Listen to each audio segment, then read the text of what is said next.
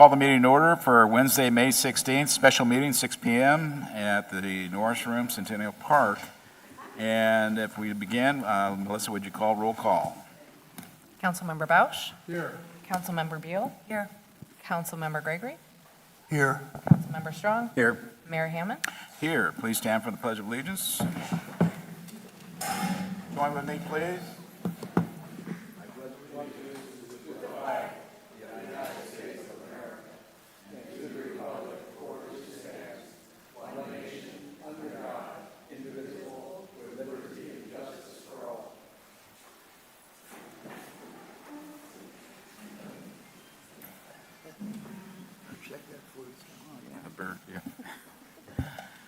Okay, staff introductions. Melissa Martin, City Clerk, joined by Mary Sponholz, Deputy City Clerk.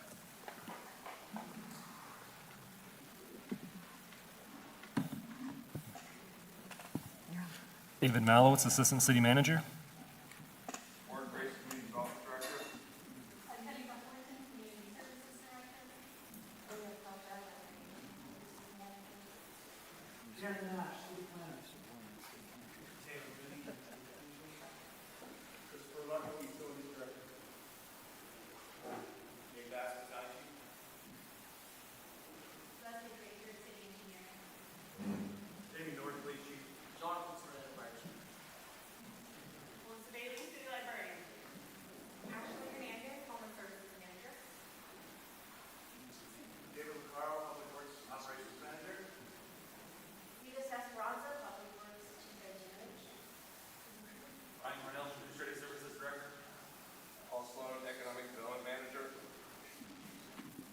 Chris Hewitt, City Manager. Elizabeth Hull, City Attorney. Very well, thank you. As this is a special meeting, no general public comments are allowed, but we will, of course, have public comment during the agenda item that we're hearing tonight. First up, discussion items. Number one, review City Council vision statement, staff recommendations, and key outcomes from the visioning and goal setting process from 2026. That was the goals and initiatives document. Chris Hewitt. Yes, thank you, Mayor. While the presentation's loading, I will just quickly outline staff's recommendation for this evening. So we hope to spend as long as it takes, but we estimate probably about 2 hours tonight to dig into your goals. As you recall, a few meetings ago, we started the discussion recognizing we needed to do a bit deeper dive. We're here this evening. And so again, we'll be spending probably about 2 hours doing this work. What we would recommend is getting through the staff presentation. We're certainly able to answer questions and get feedback along the way, but then also looking to get public input and feedback after staff presentation, then we can return it back for discussion and questions. So with that, I'll ask Mr. Malowitz to advance to the next slide for me.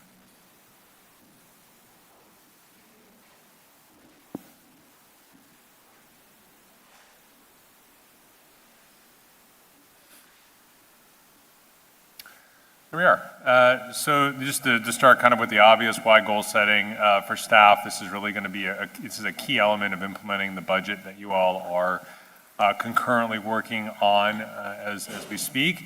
Certainly want to make sure that we're aligning those priorities that we're working on with community needs and the long-term vision.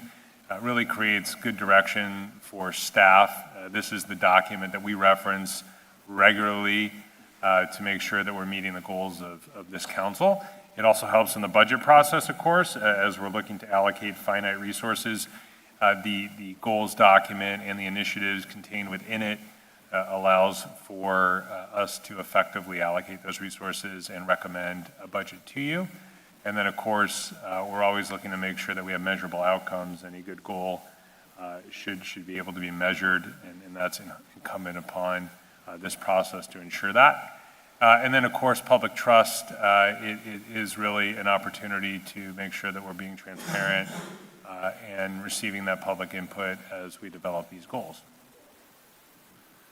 So after the goals are put together and we have that document and that direction, the goals are really used internally for us to make sure that our departments are working across department lines, so to speak, to collaborate. to make sure that we are being able to respond to challenges and opportunities that come up throughout the fiscal year. It also allows us to keep projects and the policies focused at that 30,000-foot level rather than kind of trying to put out fires, putting out fires and just reacting kind of that short-term mentality is not productive. We want to make sure that we're on kind of that linear trajectory. And then, of course, tracking and performance evaluation is important. The goals, in this case, too, will transcend over an election year. So it also, keeps the momentum going and provides a clear roadmap for staff and the council throughout the next 2 years. So this was not a slide that we shared last time, but I thought it was important to provide some context from where we have been to where we are going in terms of how we structure our goals. We've been, kind of in an evolution of our goals over the last many budget cycles. So probably 5 or 6 years ago, what you saw when we were setting goals was these very high-level, non-descriptive kind of aspirational goals. And I know it's a little grainy to read, but that light green image there is pulled directly from your goals that started with fiscal year 23, I believe. And that was really it. It was bullet points that were very general, non-descriptive in a way, did not have any sort of initiative tied to them or specific timeline or measurable outcome. In the current budget cycle, the goals that this council adopted for the current budget cycle, we moved closer to what our structure looks like that we're going to review this evening. And then at that point, we had clear goal areas with a little bit more descriptive of what that goal area was meant to cover.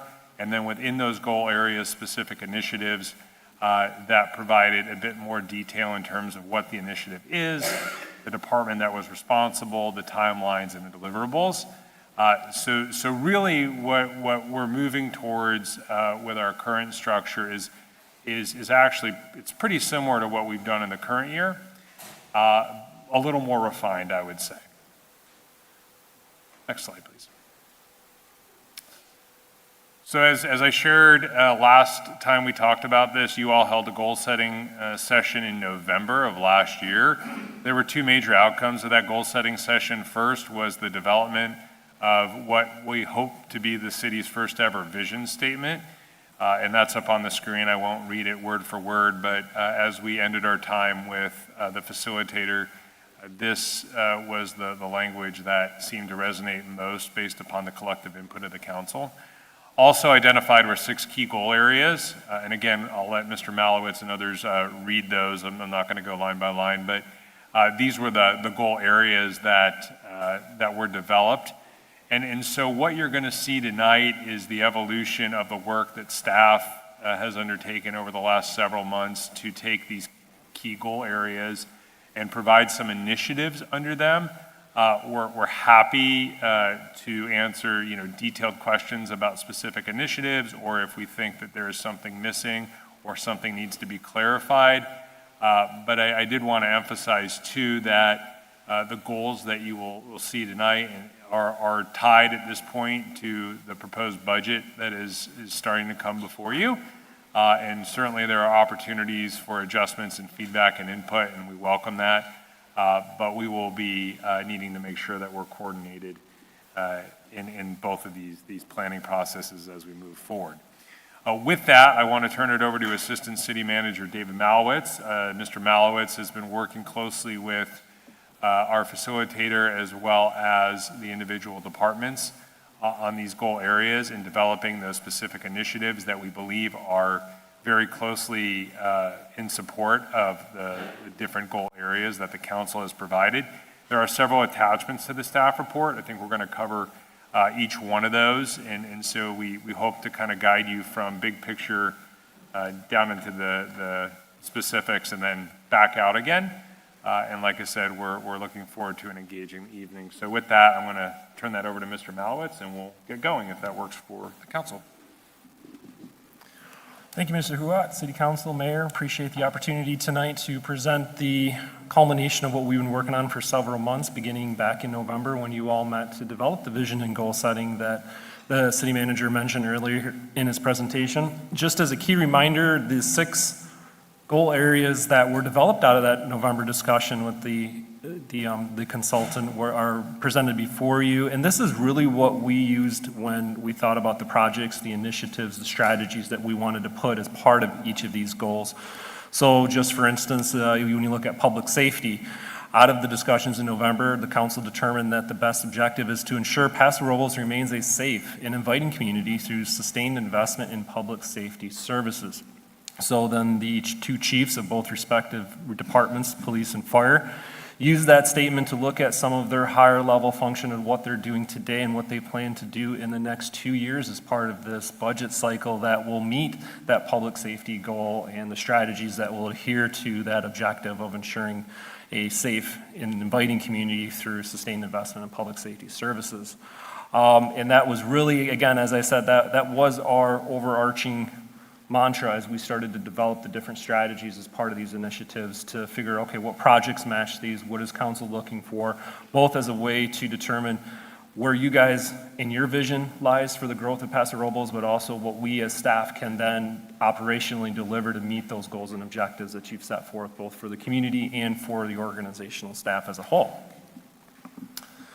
So as mentioned, Jacob Green and Associates facilitated these work planning sessions starting in November, and then we re-engaged them in December to help further streamline this and to really get into the focus areas. We developed implementation strategies. As part of this, we also identification who's responsible, who does these. As I said, with police and fire, is it the chiefs or is it their deputy chiefs or is it part of dispatch? So we went through that granular exercise too to see who does that tie to, how can we make sure that we're moving the needle forward in the next 2 years as this budget cycle develops and we continue to meet the goals and objectives set forth by you all as the mayor and city council. Some of the key resources that we used in developing these strategies were, of course, stuff we have already put in place. They're really strong documents. City master plans, departmental strategic plans, and departmental project studies are really the backbone of what department directors in each division is trying to do and accomplish when they're meeting goals and objectives for growth in the city. So we take these seriously. They're not lightly, and those tied into where we're at because we've got to make sure that this is an evolving, evolutionary process built on backbones of studies such as these and the direction that we receive from mayor and council throughout the fiscal years that we work with you all. So what did we do next? Now we got to translate these goals into some type of action plan. So we supported these goals in priorities that the departments felt were the best way to again shift that needle forward. And what projects, what programs are we doing? How do we implement those in the next 2 years? And I want to focus on that 2-year goals and initiatives because we do. We've got some that are 5, 10-year goals. We've got some overarching stuff that we want to do, but this is tied specifically to this budget cycle. So we'll work on this 2-year time frame, this horizon, and then when the next budget cycle rolls around, we'll do this exercise again. As City Manager Huat pointed out, we've gone through different iterations. So we've seen the growth of our strategic plan and the council goals and initiatives in the past 4 years, and this is the next 6 years, next 2 years for a total of 6. But this is an evolving process, and as we develop and massage it, we make changes, and we make pivots and find better ways to do what we did and new avenues to achieve. Lastly, I think that bullet point is important that we establish a goals initiative document as a companion framework to guide organizational growth and implementation. We are in the forever business. We're not in the the 2-year business, so what we do is going to have implications across timelines for a while. So what's next? What do we do now that we're here, that we've developed this plan, we've developed strategies, initiatives to support the goals that the council set forth, is we want to incorporate now your feedback, and we want to get the public's feedback to make sure that these are aligning with what you see and what the public sees is where we need to go as a city. We'll finalize the document based off comments and feedback that we see that we get today, and then we'll get that strategic work plan in front of you for a final adoption. It'll be a lot prettier than what you saw in your attachments. I know it's a rough, but we're getting there. And it will serve as the roadmap to implement your priorities for the next 2 years. This tool will be used to monitor the progress. We'll track implementation milestones, so as things get finished and as projects get initiated, we're going to be bringing those before you. This project is part of Council Goal Initiative 4, for instance. And this is what we're doing to achieve this. And it gives you guys that opportunity to hold us accountable as well. Where are we with this goal initiative? How are we making forward progress with that? What's the status? And that's where the accountability and transparency comes in. So one of the things that we wanted to do is show you what the final document will look like. I showed you the rough draft. That was the attachment. That's what we're going to see and work from tonight. But that's not going to be what is finalized. This is what the consultant is eventually going to put together. This is the cover page for the strategic work plan. You'll see it's a lot prettier than what you had, but eventually out of the discussions from tonight, I'll be working with them also with department directors and staff to give them what they need to move forward, and then they'll start developing this as you see here. And I know that's small, and I apologize, but that gives you, we didn't want to come into this meeting not showing you what the final product would look like, so you're not seeing anything new in a few weeks from now, that this will be the final document when it's all put together and give you a fresh idea of what's going to come. So, from vision to implementation. So we established our vision, we worked through the goals, we set our priorities, staff has worked through different strategies and initiatives to meet those goals and objectives. So now we want to guide a high-level council priority and decision-making process tonight. Again, we didn't want to get too granular in some of our objectives. We wanted to stay high level. So like a good example is we're going to repave Creston Road. Phase 2 is coming up. We heard Ditas announce that last night during the CIP process. That project, you more than likely won't see that as an individualized project. It'll be part of an overarching strategy to improve upon our road and infrastructure network system, so that when we do Creston or we go and do Niblick or any of the other ancillary roads within the neighborhoods, that falls under that generalized goal, generalized strategy and initiative that we created instead of listing out all those. That's what the CIP is for. I mean, the CIP is going to have all those individualized projects. But we did want to provide clear direction for staff and departmental planning as part of this. We wanted to align those projects, as mentioned, with the initiatives of the overarching strategic goals and initiatives document. And tonight, we want to encourage dialogue and feedback, both from you all and from the community that's present and maybe on the phone. And we're going to look to identify areas that need further review. We're not, nothing's perfect right now. We're here because we got as far as we could go, and now the next step is to present in front of you all and get your feedback. But just keep in mind that we have a balanced budget, as Ryan presented yesterday, our Administrative Services Director. So if we ruin his budget, he's probably not going to be happy. But no, these will have, just that is something to keep in mind, a lighthearted aside. Major changes to some of these strategies could have implications on the budget as it stands today. So, whatever we come out of this, if we need to make tweaks, we'll make whatever tweaks we need to make. But the purpose here is to create dialogue. Let's talk about these. Let's review these. Let's see if we hit the mark as staff to meet your needs and your wants for this document.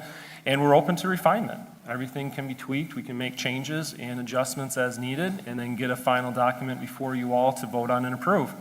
And that's what we'll do in the next couple of weeks.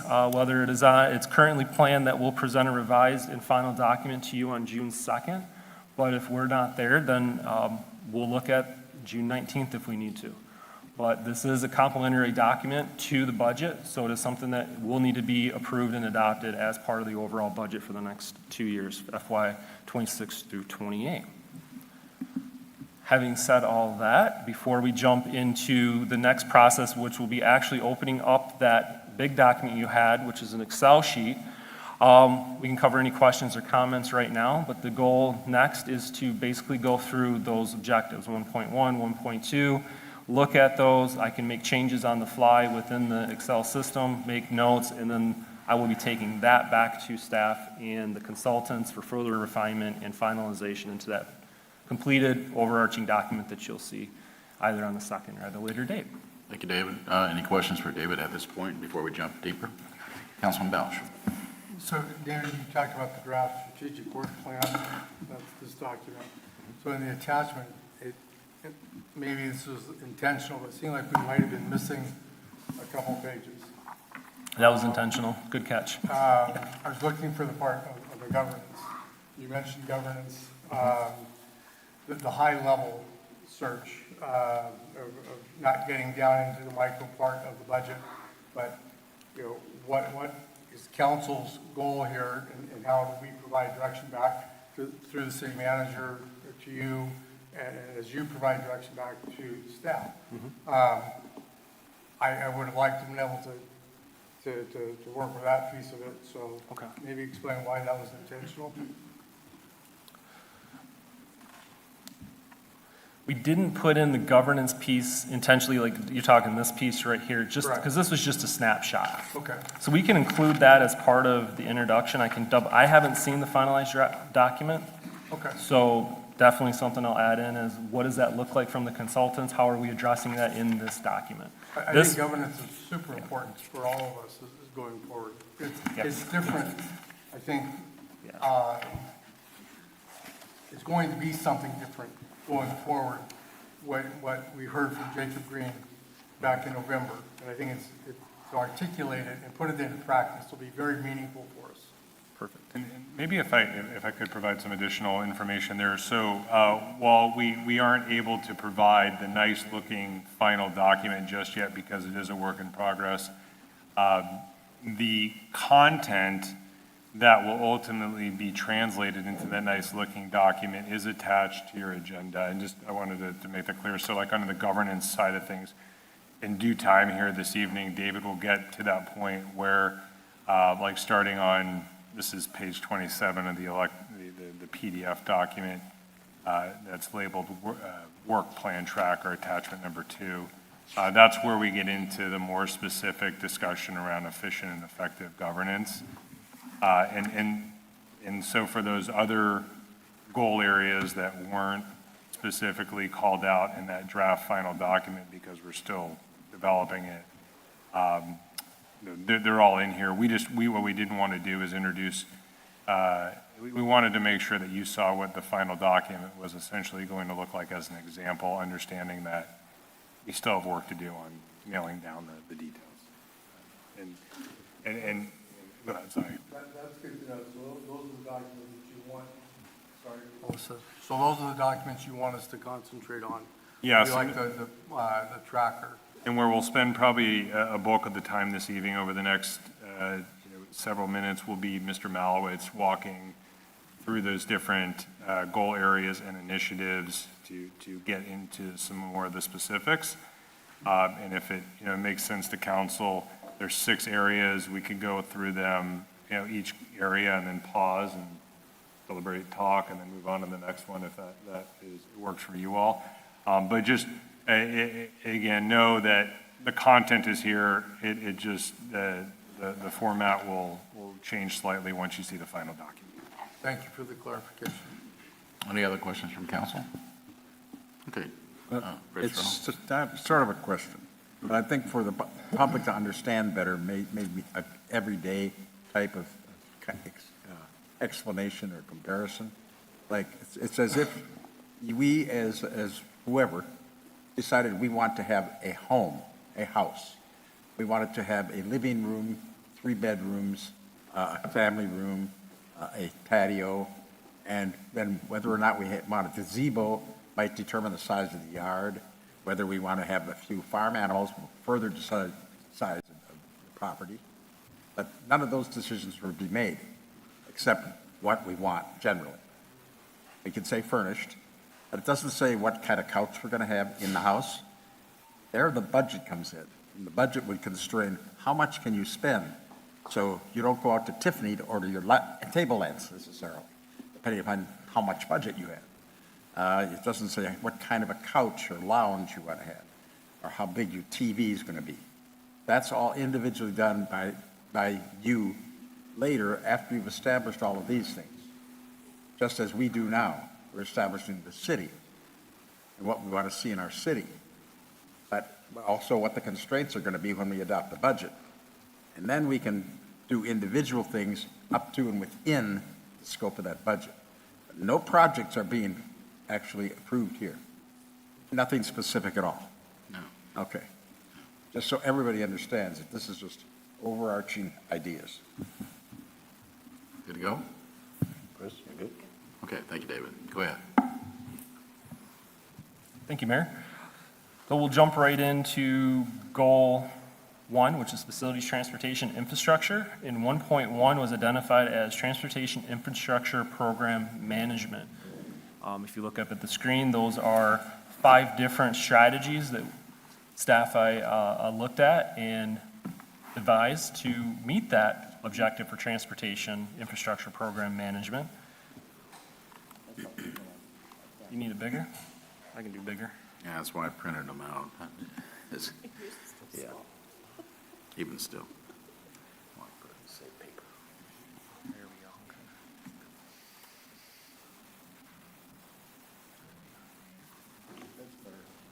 Good? Okay.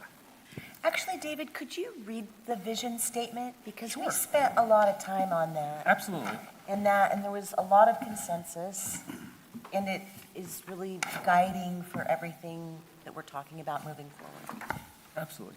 So the vision statement developed in November states, "We envision a welcoming and thriving community with a diverse economy and quality jobs that empower every generation to build their future here in Paso Robles."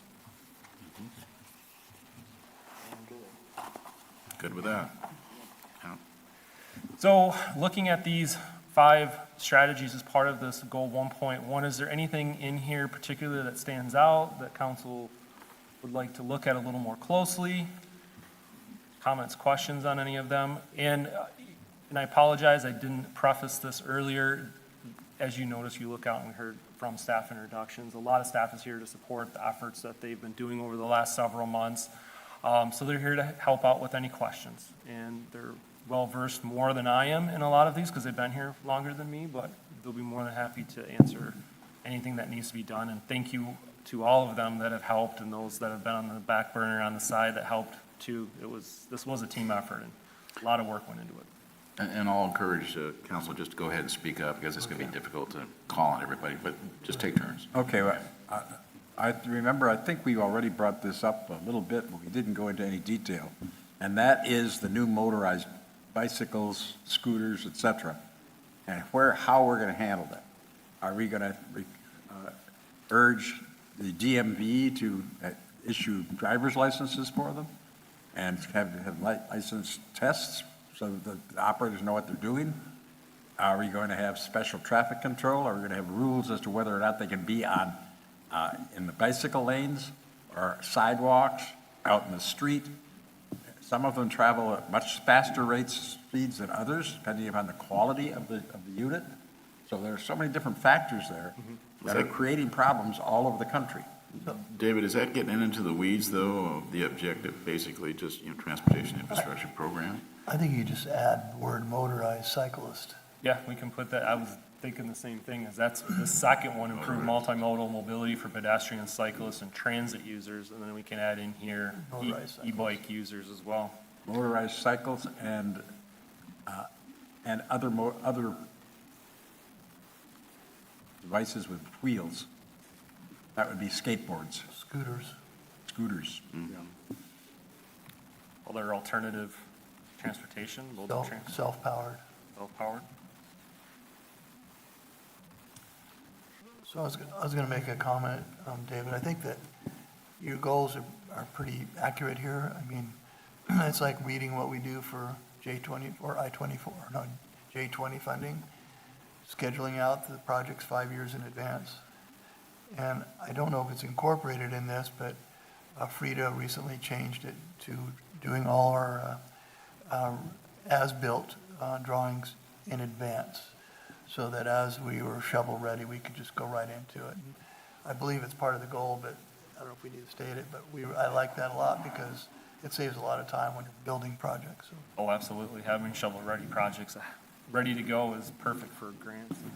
basically pre-engineering our design, our ideas for the projects we want to do over the next 5 years and have them sitting on the shelf ready to go. Shovel-ready type? Yep, shovel-ready.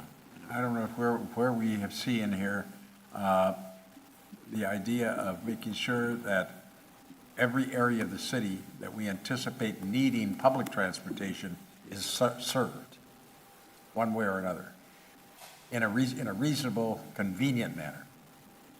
And I'm thinking of our train schedules right now are horrible in Paso Robles. You get out at a difficult time of the day, you arrive at any distant destination at horrible times of the day or night. It's not convenient. We should be working on that. I think the second item on there says improve multimodal mobility for pedestrians, cyclists, and transit users. That would be in that category. It's in that category. Maybe I'm trying to be a little too specific, but I'm concerned that we already meet that, but it's not really useful. So we could have a separate, what I'm hearing is we could have a separate strategy in here that focuses more on either two-piece, a strategy that focuses on how we develop our partnerships with our private entities like the rail or Right. any other those, and then additionally, because some of those partnerships have a federal component to them, we could Correct. wordsmith it to include that Or a as well. regional component. Yes, absolutely. So, yeah, that is a broader strategy that transcends both local initiatives because these operations are private and operate on federal. Okay, thank you. David, I mean, these strategies and steps, essentially, as I think we're talking about, is at a very high level, high view, Yes. not down into the weeds, so to speak. Oh, no, we're not getting, but I'm not getting into the weeds. No, I know you're not. I just want to make sure, though, that's where we're going with these steps, and then how you implement them is, of course, how you guys are going to proceed with making things happen. But, Correct. I particularly like the last one there, enhance public communication transparency. I think out of all the questions I ever get from any of the public is, when's my street going to get repaved? That kind of thing is a no-brainer, so to speak, but I'm glad we're kind of stating it as a strategy or step that we're going to put that information out. Certainty on people's minds is important, I think, sometimes. Probably in the next 45 days, I'm guessing. No, Yeah. Well, I'm glad you brought that up because that's a great example of high level versus in the Right. weeds example, because how do we meet that communication and transparency piece? Well, the city manager has, budgeted to hire a management analyst that's heavy in the communications piece. So we're meeting that goal and that strategy as part of this goal by having that, but we didn't put that in here. We didn't say we're going to hire a management analyst that's going to focus on communication outreach efforts and develop a broader citywide. That's all part of that.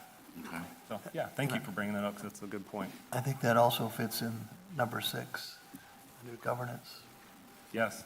for efficiency and effective governance. Yeah, objective, okay. Well, it Goal. sounds like we got some good comment feedback out of 1.1. Is there, you guys want to move on to 1.2?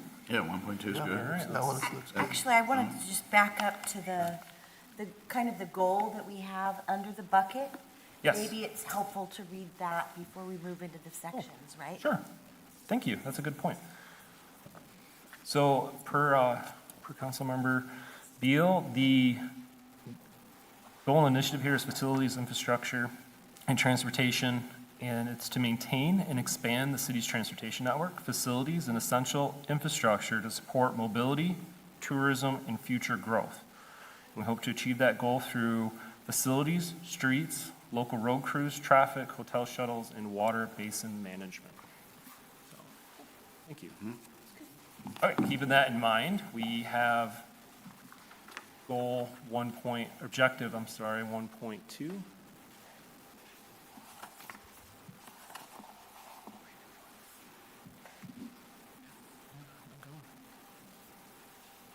And this is dealing with stormwater and drainage infrastructure management, right?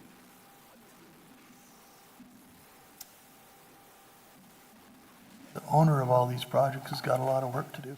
Well, the car Yeah, is we going do. to be busy. Yeah. Yeah. Okay, we only have a few under here.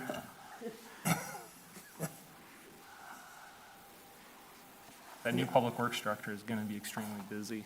I think it's good. But to piggyback on Councilmember Strong's earlier comment, that's, notice the first one, pursue federal highway administration funding and anchored mass stabilization improvements. So again, utilizing our federal partnerships to try to achieve local objectives here to problems that we have throughout our city. So, yeah. Yep. We want to implement capital projects identified in the stormwater master plan. As mentioned earlier, these are the backbones and crutches to how we develop the strategies to meet these goals. Third, we've got improved drainage capacity in flood-prone areas. We got a lot of work to do there. If you dive into the CIP, you'll see there's several projects that were identified through Mr. Lacaro and the Public Works team to help with that in areas and neighborhoods in the city. And lastly, we want to integrate green infrastructure and stormwater capture strategies into capital planning and project delivery. And to reiterate, and I'll move up here a little bit for you, this was focused on stormwater and drainage infrastructure management. So, And that fourth one actually Yes. is correcting mistakes of the past. yes. Because originally, when this city was laid out, they ignored totally the topography. And they actually put streets right down the middle of live streams, which didn't make any sense. And they put them at the bottom of canyons with no access, no way to get through them, one way or the other. So this is trying to correct some of that. David, is this specifically on us, or is it through new development? In other words, who's doing what here? It'd be both. Yeah, imagine, yeah. Yeah, any requirements that we put through development agreements or through any other financing mechanism that we develop with that team would be addressed in those documents and approved by city council. Good. Everybody good then with 1.2? Good, yep. Thank you. Okay. Thank you. Get David Lacaro some help. Yeah, I know, he needs help. Yeah, he does. Hey, look at that. I figured it out this time. I didn't need Melissa. Okay, on our third one for facilities, transportation, infrastructure, we have public facilities, infrastructure planning and improvement. We identified, implemented capital improvements identified in the citywide facilities master plan that's being worked on and updated consistently, constantly. We want to optimize facility maintenance operation through the implementation of an asset management program that is in progress right now to better track where our assets lie and what we need to do to keep those working properly. And finally, we want to develop and implement an infrastructure delivery strategy to extend roads, water, and sewer service to the airport area, Mill Road area, and North Chandler specific plan area to support plan development and reduce constraints to growth. That's a big one. That's a big one to chew off. There's a lot of pieces to that. Warren, the city manager, Leslie Frazier, there's a lot of work to be done on that. So we could go into row 150 if we needed to. And that won't get done in 2 years, obviously. So. No, we'll take, Long term. no. Yep. Yeah, we'll take our steps necessary to do everything we can to meet that objective and continue that path forward. Yeah, we'll see that for years to come. Kind of looks like the Housing Constraints and Opportunities Commission. Any comment then on 1.3?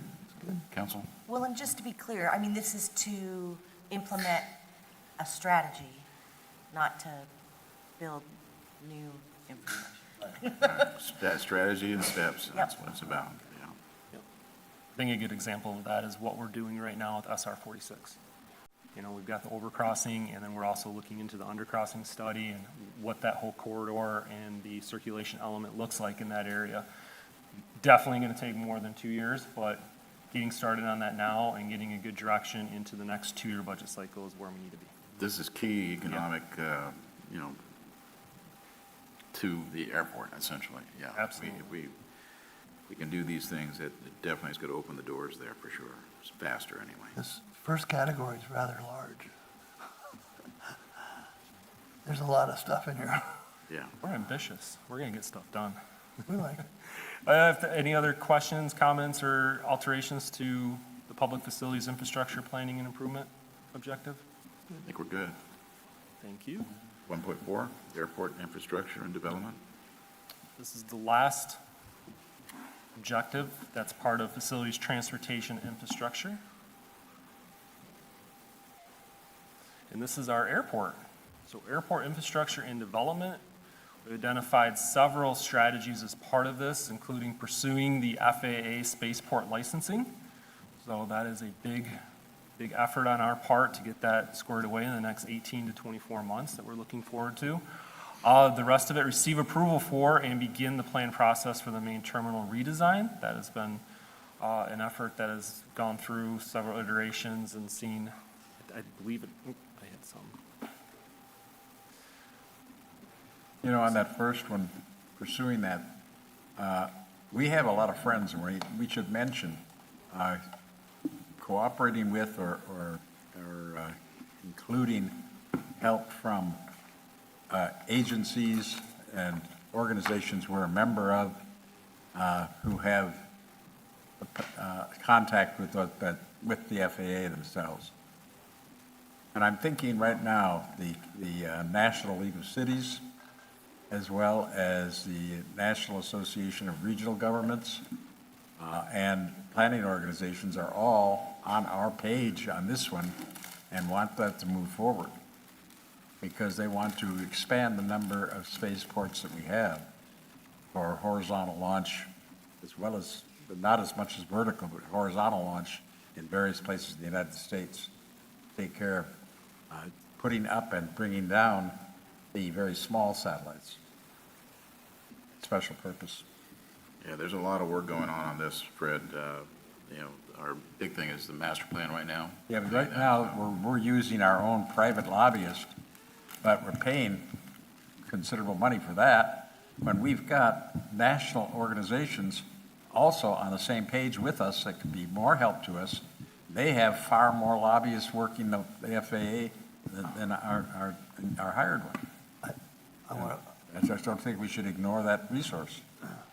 I think that our RFP will resolve a lot of that, who we use in that, like the gentleman that made the presentation Right. was so well qualified. We've He got, had all the contacts, he knows the process, and I think that's pretty well included. So I added the comment with the assistance of existing partnerships and future locally, regional, national. We'll wordsmith this a little more. A prime example of how we've leveraged those partnerships, as mentioned, is our work both with, Mr. Salone has worked with NASA, has had them here. We had a great interaction with them, but additionally, we've reached out with other contacts in Adams County, where the Colorado Spaceport is. Right. And we're working on setting up a meeting with county administration and the Yeah, we leadership don't at the have to be Colorado more Spaceport. specific than this. This is fine. This is good. Perfect, okay. Let's see here, moving down to the third one, we want to evaluate and establish additional locations for spaceport activities. That would be those testing sites that you guys have heard a lot about in the past. We want to pursue grant funding for taxiway rehabilitation and improvements, enhance airport security planning and implementation, and finally, extend propeller drive and improve access to support the CAL FIRE operations. That's a big endeavor as well, because not only does it help CAL FIRE, but it also activates an entire portion of the the northwest section of the airport for additional development out that way. yeah, and I've spoken with Mark on Scandalis about this, and he's indicating that FAA will not help us with that particular road, even though it certainly accesses more of the airport. I don't quite understand that. I think we need to pursue that in multiple avenues, like kind of Fred's talking about, to try to get some more support on that. That's a big chunk. And if we can get some support helping wise from feds on that, and also even state, I think that would be helpful, but Mark's doing his best, I'm sure. Yes, that's something probably to have further discussions with our consultant Kaufman to see how they can help us Right. So, push those efforts forward a little more. David, on the evaluate and establish additional locations for spaceport activities, are you including commercial activities with that as well? Yes. Yes. Especially. Everything? Yeah. Good. Yep, everything. That was related more, I think, to the airport master plan and the available area and properties inside the triangle of the runways that we might be able to develop. Correct. That's good. Okay, this wraps up the objectives identified to meet the goal for facilities, transportation, and infrastructure. Any comments, suggestions before we move on to our next goal, which is public safety? Looks good to me. All right, thank you very much. So we'll move into objective 2, which is public safety. And part of public safety is to ensure that Paso Robles remains a safe and inviting community through sustained investment in public safety services, through sustained funding, community partnerships, and enhancing preparedness.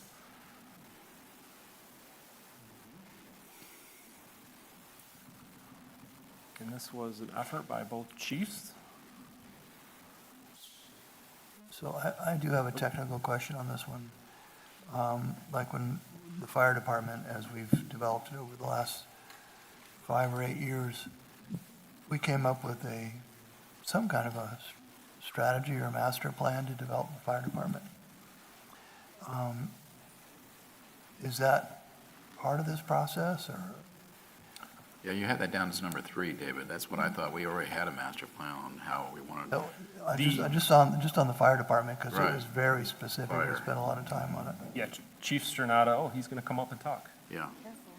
We So both are all, Chief, yeah, both chiefs and their support staff really have, I mean, these guys have those plans down pat, so they incorporate a lot of that. Yeah, expansion. We even talked about the 4th station even a little bit last night, too, so. Test. Good. Yeah, we can. Good evening, Mayor, members of the council. Jonathan Stornetta, Fire Chief.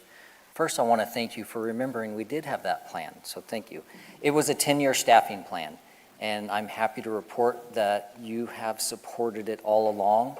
We're on track, and we have no staffing needs because we haven't hit the next trigger yet. So we did not put additional staff Well, that was in this staffing budget. versus facilities. Yes. Got it, okay. Are you referencing facilities? Yes, that's. Okay, on I number thought you were 3. talking about the staffing part. it's kind of a two-part question, though, because if you have, my question is that it's a master plan for the fire department to grow with the staffing, and then the only additional one on this would be redoing Station 2 kind of a thing, right? And that would bring us up to the staffing levels that we have, fixing Station 2.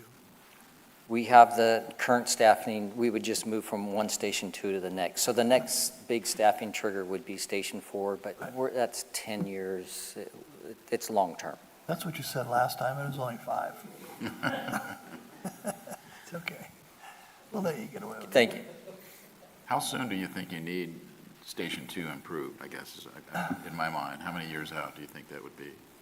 Well, it's needed now. Yeah, obviously. I'm going to let city manager, if you want to, I don't know if I can add anything more to that, Okay. other than the need is more immediate with the facility conditions. It just doesn't represent or support a modern kind of best practice fire department.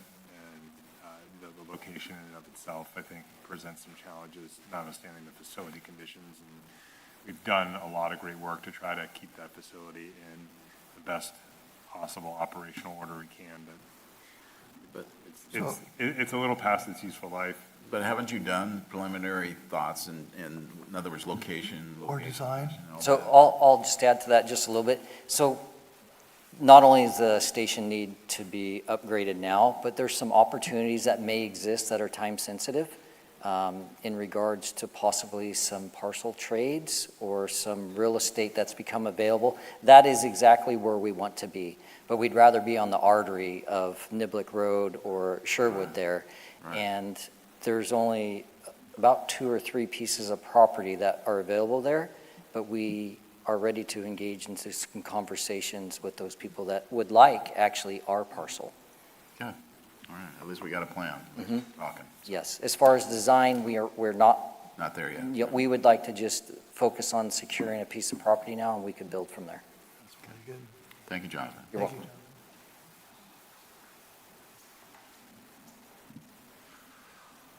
Okay, in 2.1, the objective was to strengthen organizational capacity and infrastructure through identification and securing a site for the future public safety facility on the east side of the city. Pursue grant funding and alternative financing strategies for public safety infrastructure. Thirdly, develop a public safety facilities master plan. Next, construct a training classroom at the Public Safety Training Center. Retrofit existing facilities to accommodate current operational capacity. And finally, as part of this, develop a comprehensive strategic plan for police and fire departments. Any questions? David, I just want to go back, I just have one more question on the Yeah. previous slide. So is the funding that we're approving for the Public Safety Training Center, is that already in place for construct a training classroom? That one, Oh, this one, you're talking, sorry. trying. Should have wore your tennis shoes.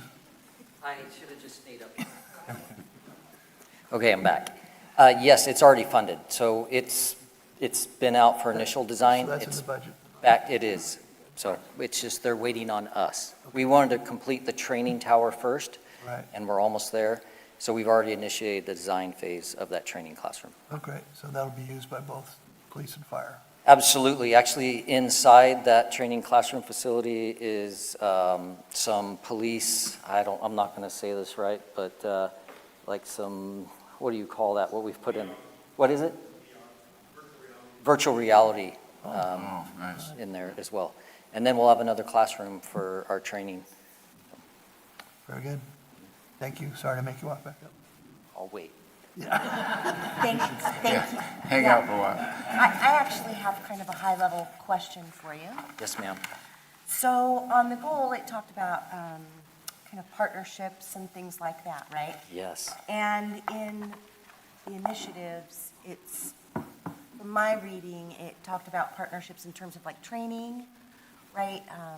Career development with Questa. Are there other types of partners? You know, I'm big on communications and community outreach and making sure we're reaching people through outreach.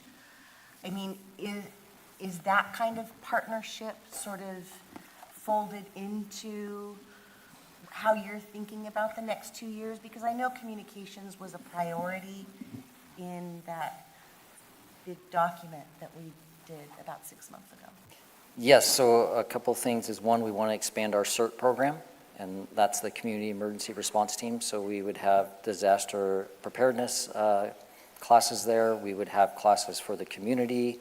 And then also we partner with CAL FIRE and all the local fire departments. I can't remember how many classes we had last year, but I believe we hosted over 1,600 students from throughout the state of California. And actually just about a month ago, we hosted the CAL FIRE Communications Program, which brought all of the communication units that are used for large disasters right to our training grounds. And they brought all the local agencies as well as the CAL FIRE departments to our training center to put on that class. Great. And I know that communications is a kind of theme throughout the whole document. It's showing up in the different departments. Is it like outlined, do you have kind of a piece of communications, community communications and outreach in this? So we have our whole community risk reduction department, Mr. Ross Porter, that is his sole purpose, is the community outreach. So if there's something we are missing, then please let me know, but we have a long list of community outreach activities. Great, thank you. You're welcome. If I may add, we're not there just yet, but objective 2.4 is related to expanding community engagement. You are right in the ballpark. We're very close to getting there. Any other questions on 2.1, council? Okay, I think we're good.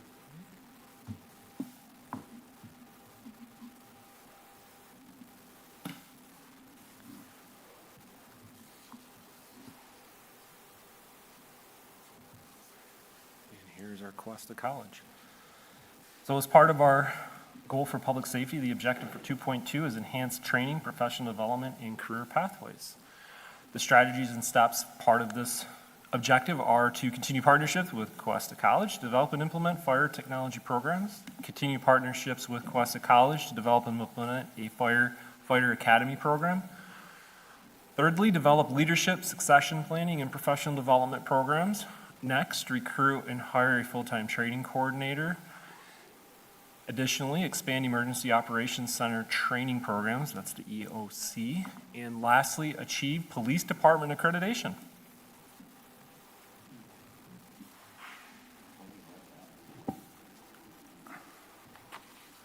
So this is excellent with Questa, and now we had talked a little bit about the CTE expansion at the high school. Do we want to include anything for collaboration? I know in the past we've had, and I think city manager and councilmember Beal participate in a monthly or quarterly meeting. Doesn't seem to be a lot of traction with that, but it might be good to get that resurrected. They're going to have to, as we get closer to the spaceport, I think there should be some good opportunities there's an amazing welding lab, for example, at the high school now that could be converted to incorporate some of the micro welding techniques that need to be looked at. That's just one example. But I think we should look into the partnerships that might be available at the high school. Can I add something?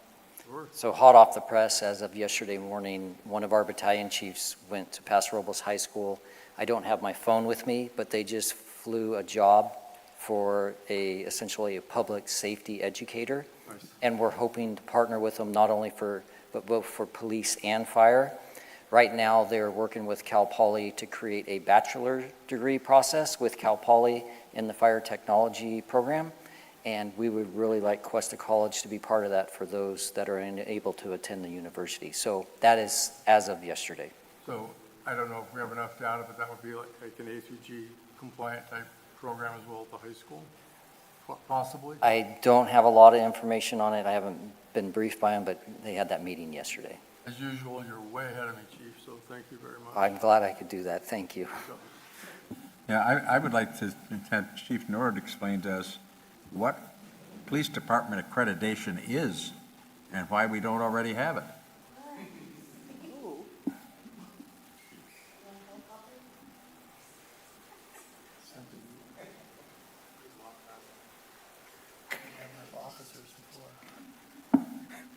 Mr. Mayor and council members, I was hoping Police Chief Stornetta was going to explain that. He has been trying to impersonate a peace officer recently. Yeah. So, accreditation in the past has only been done through one national agency, and that's CLIA. One of the reasons that we haven't done it is because CLIA doesn't look at just California standards. It comes in and wants to implement overarching national standards. And that would really, I don't want to say hinder, but it would change the way we do things. And we are actually really good at what we do. So recently, very recently, the city manager brought to my attention that it was a goal of his for accreditation. I reached out, and luckily for us, honestly, California police chiefs this year, we are a part of the first accreditation program put on in the state of California. So we are part of the first, I think there are 6 agencies in the entire state, and we're part of that 6. So they will come in, they will look at all of our processes, they will look at staffing, they will look at the, how pretty much how we're doing everything. It is going to be, it's anywhere from 24 months. They say 2 to 2.5 years. We think we can do it in 18 months, but that's hopeful thinking, but I think we can. With our staff and the way we do things, I think we'll be able to do that. What's the advantage or disadvantage to this? I think the city manager can probably help with some of that. Accreditation, and there are several accreditation programs for various departments, but they're coming in and reviewing, as the chief mentioned, operational procedures and practices, providing a benchmark in which we can measure ourselves, making sure that we're operating as efficiently as possible. So accreditation program is really kind of a part of a continuous improvement model that we have going across the organization, and I felt like it was important, given the great work that the chief has done, and the trajectory of our department as part of long-term planning and succession planning is to make sure that we have a program in place where we're, again, constantly evaluating ourselves, and this is one of those ways we can do that. And again, we're benchmarking ourselves against other agencies and best practices within the state. So felt that it was important to continue to push the department forward. So this isn't going to change our relationship with our people or how we treat people or anything like that, is it? No, this is, we have a couple officers that left an agency because of accreditation by CLIA. One of the reasons we wanted to get involved in this in the beginning is because we will have feedback for Cal Chiefs. We will be able to provide feedback on how we want to, if they come in and want to change processes, we're going to have a seat at the table to say, hey, that's not the goal of this. You know, yes, we are open-minded to new processes, we're open-minded to new technology, new things, but you can't come in and make our processes slower. Okay, so it's a two-way street. Yes. All right, thank you. Yeah, Chris, go ahead. And thank you for that. That's accreditation for internal positions. Yes, sir. I want to talk just on the CTE. I just want to finish that thought. As important as a four-year, getting our students ready for a four-year university program, overwhelming evidence is showing how vital it is, especially for the spaceport, that a lot of those positions don't require four-year degrees. Two-year degrees will suffice. We have to help support. We're going to offer or affordable housing and jobs and all the other, that are going to make a successful spaceport. Worker skill sets is really what they need, yeah, Thank you, John. yeah. Thank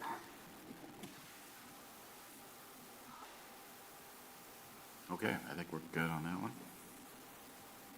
Move on to, excuse me, move on to 2.3. Oh, do we have, well, this one's pretty straightforward. 2.3 objective was to improve financial stewardship and long-term sustainability. The chiefs identified two strategies: plan for long-term revenue sustainability through the renewal of Measure J20, which we've heard about, especially yesterday, and finally, pursue grant funding, partnerships, and regional collaborations to support public safety operations. Those are the two big buckets of funding that we can establish to achieve the objective of improving financial stewardship and long-term sustainability. Questions? This might be a good point that we talk to the public about the J20 in 2032. You want to explain that, Chris? And kind of, this is a great funding source for our emergency services, but it's finite, so. Yes, sir. In November of 2020, the voters in Paso Robles approved Measure J20. It's a 1-cent sales tax that comes directly back to the city. There were three priorities that the council established that funding to go towards via a resolution, and that is police, fire, and roads. And we've also established a citizens oversight committee as making sure that we're meeting those priorities. I don't have the numbers memorized, but I believe, Chief, this morning you said something about $31 million. Am I in the ballpark? $31 million has been invested in our public safety outfits since Measure J20 was approved. Several more $1 million has been supplementing our local roads program. But that measure contained a sunset clause, so meaning that it was only good for a finite number of years before voters would have to potentially, if the council so chooses, to move it back to the voters to renew it or continue it. That sunset is 2032. But typically what you see is cities that want to make sure that we're able to plan for the long term will look to renew these types of measures early to allow for strategic planning and long-term fiscal planning. We talked about needing additional facilities. Even if we were able to, for example, find and purchase a piece of property on the east side for a new fire station, the reality of it is, without knowing if this funding source exists after 2032, I think there will be challenges in constructing a facility of that size, because I think Fire Station 3 was $7 million. So we'd want potentially some long-term understanding of what our financial outlook looks like. So with that all being said, this strategy really translates into starting the discussion around potentially renewing the measure or bringing it back to the voters to potentially look at it in November of 2028, as opposed to waiting till 2032. Wouldn't increase the amount that we're collecting. It would simply say that after 2032, it continues for either a definite amount of time, or like I-24 was until ended by voters. But what we would do here under this strategy is bring back a separate standalone discussion for you all to discuss within, probably the next year. I just wonder if that was a goal here, though, we should be talking about, or is it something we're definitely doing anyway, but, I mean, I think just from a staff perspective, to make sure that we're allocating our staff time and resources appropriately, if we're going to compile information and do the legwork, we want to make sure that it's a priority of council as well. This is a policy decision at the end of the day to move that measure back to the ballot. So this is in there specifically for that reason, to make sure that we allocate staffing to do the work and bring that back to you for discussion later this year, or early next year. I'd like to make a comment about that. It's pretty remarkable that J20's been in place for 6 years. We have Fire Station 3, Training Center, the staffing at the police department, fire department. Everybody's fully staffed, and here we are, just 6 years into this program. And it shows the extreme value of the funding for the concerns and safety of our citizens. And I think it's really remarkable what you've all achieved. And I'd like to have an open checkbook too, but I think you guys have done a sensational job, especially recruiting people and developing your department. So. And just to be specific, if you don't mind, right now, Measure J20 funds 22 firefighters and 30 police officers on an ongoing basis annually for just over $11 million. Well said. I think setting it up, obviously I wasn't around when council discussed it, but the wisdom of setting it up as a renewable resource was a good move. The wisdom of leadership in showing how responsible use of those funds, making the city a far better place, fully staffed, good equipment, good officers, good fire department, good police department. I don't like bonds, that's no big secret, but I think bringing it back to the voters, I think the voters would be confident to approve and extend it. So I think having that discussion today, while you have time and staff, so it's not rushed down the road, I think that's appropriate to start preparing that today.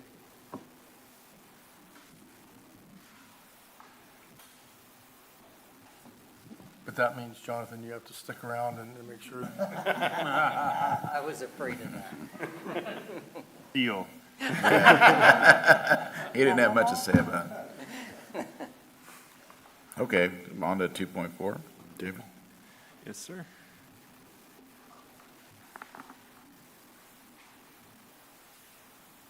Objective 2.4 is to expand community engagement in public communication that we just talked about a minute ago. So the two strategies identified to meet this objective are to expand wildfire mitigation and defensible space through education programs.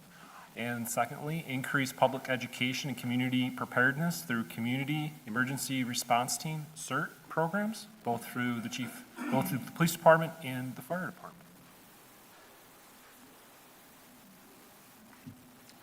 Sounds natural. Yeah, I don't have any problem with that at all. Good to go. Jonathan's work already on the wildfire mitigation, on the wildland interface that's encroaching in our cities, done a marvelous job holding that back as best we can. So, well done. Our next objective is to enhance data-driven decision-making and workload analysis.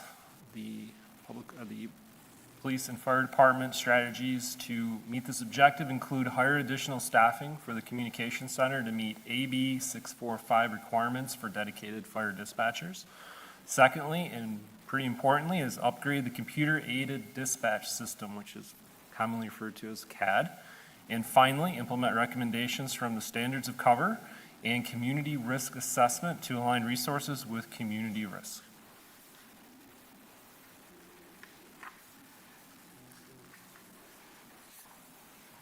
You have that upgrade for the CAD system in the next 2 years. That's doable for both of you, I mean, as far as dispatch, David? So we do receive state funds also for that. So there is a little bit of an overage that we will be asking for in the budget to help with that, but most of it should be offset by state funds. Perfect, yeah, great.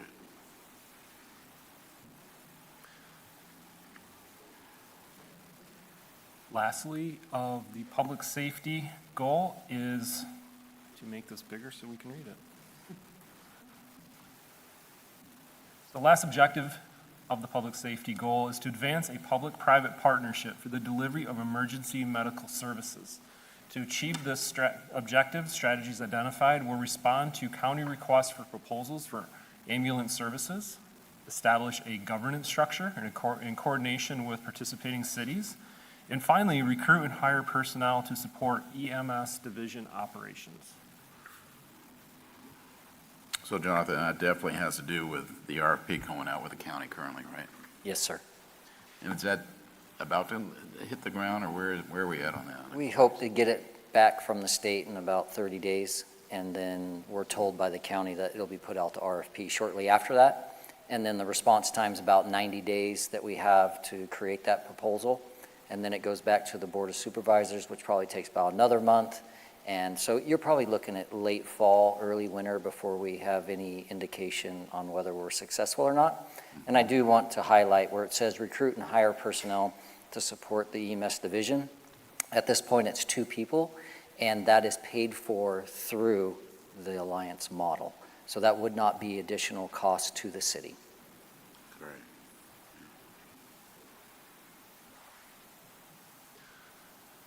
Okay. Okay, very good. Now we move into objective 3, which is housing and homelessness. So to achieve objective goal 3, we need to provide a range of housing opportunities and compassionate services to ensure everyone has a place to call home. We'll achieve this goal through affordable housing, diversity of housing, through partnership efforts with the Housing Authority, and continued support for homelessness service partnerships.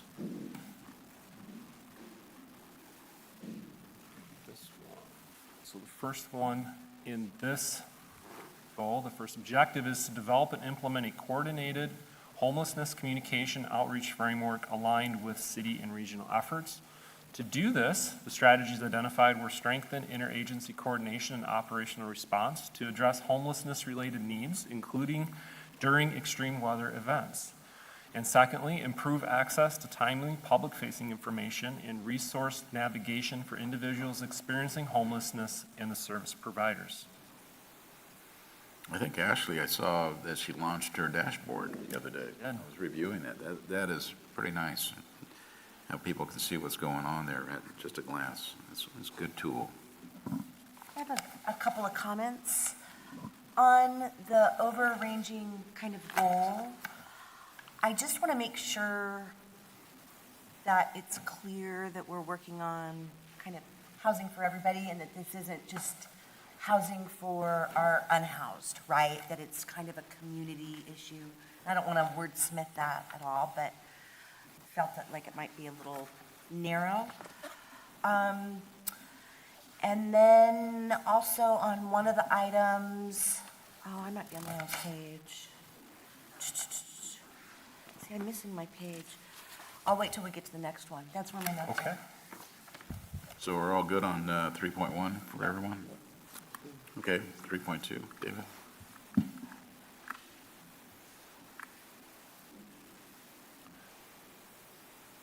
.2, the objective to meet this goal is to expand affordable housing development and implementation opportunities. Strategies identified by staff were to, number 1, implement a multifamily housing accelerator program as part of the economic development strategic plan, including formalizing the accelerator map and presenting it to City Council. Next, to facilitate entitlement of 50 to 100 multifamily housing units annually. Furthermore, conduct regular coordination meetings with the Paso Robles Housing Authority and tax credit developers. Next, coordinate regional housing needs allocation, RHNA planning and housing element updates. Moving forward, plan for housing opportunities for extremely low-income households with consultant support. And lastly, the strategy identified to meet this goal is to leverage the Housing Constraints and Opportunities Committee expertise to identify barriers, develop recommendations, and coordinate with SLOCOG to support equitable housing unit allocation in Paso Robles. So I think that perhaps Councilman Beal doesn't understand that item number, 4, coordinate regional housing needs allocation, planning and housing element updates, contains the minimum allocation we should have for high income, as well as Low, low low income, to moderate, yeah. for all ranges of housing, Yes. not just low income. So it does include all of them. And Yes. we're the only city in this entire region that met those requirements in the last time this was put out. And the current. And, well, so far, the current. Actually, I'm not sure when we had an update on that. I mean, we've gotten little bits and pieces, and I think things are changing because it's a very dynamic situation in terms of where we are with RENA. I just want to make sure that this isn't, I think it's great that we've got housing authority in there. I think it's great that we've got, tax credit developers, and, there's housing trust, right? There's kind of funding mechanisms. There's Habitat for Humanity that has a different type of product that could fit into this diversity of housing that we're looking at. So I just want to make sure it's not too narrow. And I appreciate that you've sort of integrating the housing constraints in there, and I'm actually going to blame Paul for his fabulous meeting that he had with Planning Commission, Airport Commission, and Council, where you were able to present and educate all three bodies at the same time about what's going on with the spaceport. And again, I'm just going to reiterate this. I think getting all of us on the same page, planning, housing constraints, council, where are we currently with RENA? Like, where are we with the housing element? What's in the pipeline? It's a very dynamic situation. And I appreciate that we're being very assertive in staying with this. And I know it's a lot of work with community development. And I just want to stay at it and make sure we all have the most current and best information. Okay, we also have to understand that we're government. We're not the private sector. And that much of this is being done on private property. So that we are regulated by state law as to planning law and as to property rights from constitutional law. So with all of that said, we don't actually build any housing. We just make it available or enable those who do build it to be able to build it, but within certain parameters. And part of those parameters are the RENA numbers, which we have been meeting. So that's the best we can do. I didn't want to have to get Warren up here, but maybe. I know. And, community development has been really an excellent partner with these other organizations, identifying properties, putting people together. The council has been deferring some of the development fees. We have a whole range of housing that is needed by our residents in the community. And kind of going back to our vision statement, right, that we all agreed on, this is important. And so, thank you, Warren, for everything you do. I hear about your work all the time. Warren, I did have a question for you, though. Certainly. The second bullet point, of course, is facilitate entitlement of 50 to 100 units of multifamily. I mean, that seems kind of low. It seems like we should be able to do much more than that, just to facilitate it. But I mean, that's annually, so it takes a while to get these projects. Yeah, that's actually intended to be above and beyond our RENA allocation. So RENA is basically 180 units per year, so that 50 to 100 would be in addition to that. And that's actually coming out of the Economic Development Strategic Plan that identified the multifamily accelerator program as a priority. And basically that was the idea, is to try to create rental housing above and beyond what our RENA allocation is. So David, that might be good to add that line in there too on number 2, over and above RENA numbers. Something like that would be good, I think, Warren, just to make it more clear. That's a good point. I don't think David heard that. He's being, Yeah, no. he's Warren- got his ear on somebody Warren got else's it, lips. though. David, we were saying something that needed to be added. point two, should be above RENA. Above and beyond the arena numbers. Above and beyond RENA The second, qualifications. Second line. 100. Yeah, facilitate entitlement. Facilitated Over- title. Yeah. at That the one. end. 50 to 100 units above and beyond arena numbers. In addition to, is fine. In addition to our standard arena. So In addition to Warren, the arena allocation. Warren, I have a question for you real quick. So I think it's really important for the whole council to realize that market rate builders are not involved in affordable housing, unfortunately, because of all the offset funding that these guys receive. But the market rate builders are doing everything they can to come into the market, but without any subsidies, their price range is going to be higher than ours, correct? I think that's a great point, that we have to Remember define that. what facilitate means. Someone's going to look at facilitate, and does that mean offer subsidy? I think Does that mean a good example- streamline Yeah. does a builder look at that and say, does that mean Warren's gonna wave a magic wand and make my plans approved? I think, What does facilitate mean? So we have to define that word facilitate. I think a good example, Mr. Bausch, was what we just did for that project on Union Road, Ardmore. Yep. We actually, Right. the accommodation was changing the zoning. And we have allocations available. And the way they do that is if they want to have the numbers that they would get if they had included low-income housing, then they can forego the low-income housing if they put some money out for somebody else to build the low-income units. And that makes them able to build more of the higher end, which also makes the individual units a little less expensive because they don't have to put out as much for the low-income allocation increase as they would get by building those units at market rate. Question for Warren, is that something that HCOC could come back and look at some point? Yeah, I think that's why they're identified as kind of a resource in here. That is, their mission is to identify within the whole spectrum of housing from, market rate to low income, what can the city do to reduce barriers, encourage production, and it's not one solution, it's a variety of a number of different things. Facilitate would also mean maybe rezone or make it available land, property that, could accommodate these kind of properties. Yeah. Right, but And what I I was think- talking about is already in state law.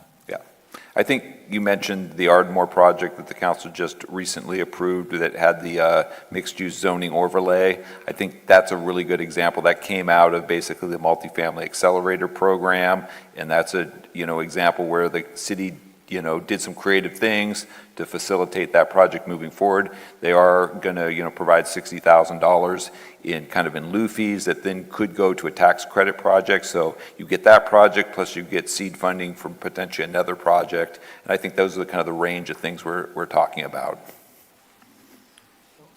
I'd also like to mention on HSOC, I think one of the most clever things I've seen is you mapped out the city for all available properties. And we were able to plug in projects in several of those properties, which has helped bring a lot of affordable housing to us, so. I think it's really important for people to remember that we had a very, at the early stages of RENA, we had a very kind of a leg up because we were in queue with those two projects, with Sunrise Villas and Riverwalk. So we had a really nice number going in at the beginning of the process. That's been very good. We can be very proud with what we've done with the city and what our housing authority has done. We just need to really stay on it. There's going to be a whole new batch of RENA, and I don't want us to be resting on our laurels saying, oh, we did a great job, all done. It's probably not all done. And so we just keep doing what we're doing and staying really intentional. RENA's been going on for how long? How many years? Well, we're in the 6th cycle now. We're getting ready for the 7th cycle. That's actually one of the budget requests, is to fund the next RENA cycle housing element update, which basically kicks in the next year. So I don't think there's any resting on anybody's laurels anywhere. It's been going on for quite a long time. No, we're doing very well. Yeah, thanks to And the Warren. and the reason for, I think the reason for the leg up is because of Warren Frace and his staff, quite frankly, Warren. and good partners in the community. Thank you. Well, there is something else we could look at, and that is the one place where we are not building through our housing authority, the low income, the really low income, is because we are not the same type of housing authority that the San Luis Obispo Housing Authority is. So we are not authorized to get Section 8, for instance. They are. And therefore, that's why they were very successful up working with our homeless people to set up those apartments up there at the old Motel 6, because they can do that through federal funding. We can't. And that's the advantage of having them in there doing that. And I think they're proposing possibly one or two other projects somewhere in this area, which will be helpful in a really low-income area. But we might want to look into what our housing authority might be able to do if they upgraded their status into that category, if they choose to. Yeah, bullet point number 5 actually talks about that one, plan for housing opportunities, very low income, so. It actually makes the case for having maybe a Paso Robles housing summit with experts in all of these, sort of issues, and we could all be learning about sort of the mechanics of these projects and both the income and the expense side. It's particularly complicated. It's expensive to take their valuable time. They're working and building. We have experts right here that are up on that all the time, too, so. It's kind of what HC, the housing Housing constraints, constraints is a does that public meeting, on a regular basis. and that's a really good one for people to come and work from. That's all the time It's only that cookies. Warren can give us, because he's busy. Okay, I think we're pretty much done on the 3.2. Thank you, Warren.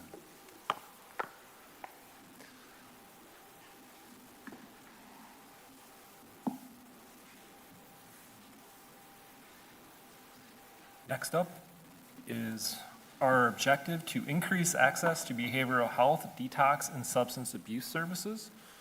In order to do that, the strategies identified were to strengthen coordinated outreach engagement efforts to connect individuals in priority areas with behavioral health, detox, and substance use service utilizing standardized data sets. Next, enhance interagency and cross-sector partnerships to improve service access, coordination, and continuity of care. And finally, the team identified support implementation of place-based public health and safety strategies that facilitate service connection and reduce barriers to care. I'd say that was a timely presentation of the last city council meeting from Adventist Health, having 8 beds coming in. Anything to add? Yeah, anything on this one, guys? Looks good to me, that's for sure. Yes. Great, thank you very much. Okay, 3.4. Okay, our 3.4 objective to meet our housing and homelessness goal is to advance coordinated place-based strategies that improve public health, safety, and quality of life in areas most affected by homelessness-related impacts. The strategies that were identified by staff were to implement targeted infrastructure improvements in priority areas to support safer, healthier, and more functional public spaces. Next, to look at strengthening maintenance, cleanup, and beautification efforts to improve environmental conditions and neighborhood livability, followed by building a sustainable implementation capacity through partnerships, workforce pathways, and strategic prioritization. And those are the 3 strategies to meet that objective. Comments, questions? Anybody? I'm good with what we have written down. No real comments, so. All right, well, Okay, 3.5. Oh, 4.1. actually, thank you for Yeah. sticking with us. We have hit the halfway mark. Yeah. So we are now into our 4th objective. And this 4th objective is cultural, recreation, and open spaces. Council identified the purpose to protect and enhance parks, recreational amenities, and cultural venues to celebrate Paso Robles' rural charm and strengthen community life. In order to do that, the focus is on parks, recreation, athletic fields, and finally, youth, teen, and senior activities. And I'll make this bigger. This is the fun goal. So the first one to meet the goal for cultural, recreation, and open spaces is to develop a citywide parks, recreation, and trails master plan. In order to achieve this objective, the strategies identified were, number one, to secure funding to support development of the Parks, Recreation, and Trails Master Plan. Number two, develop and issue a request for proposals, RFP, for planning services. Three, select a consulting firm to support the development of the master plan. Next, facilitate community and stakeholder engagement, including workshops, outreach, and facility assessments. Next, community participation, stakeholder alignment, and outreach capacity. And finally, finalize and adopt the Parks, Recreation, and Trails Master Plan. I thought, I have a question. yeah, go ahead. My question is this, it says, develop and issue a request for proposals for planning services. Is there any possibility of our community development department having that capability of doing that in-house and just working across two departments rather than going outside?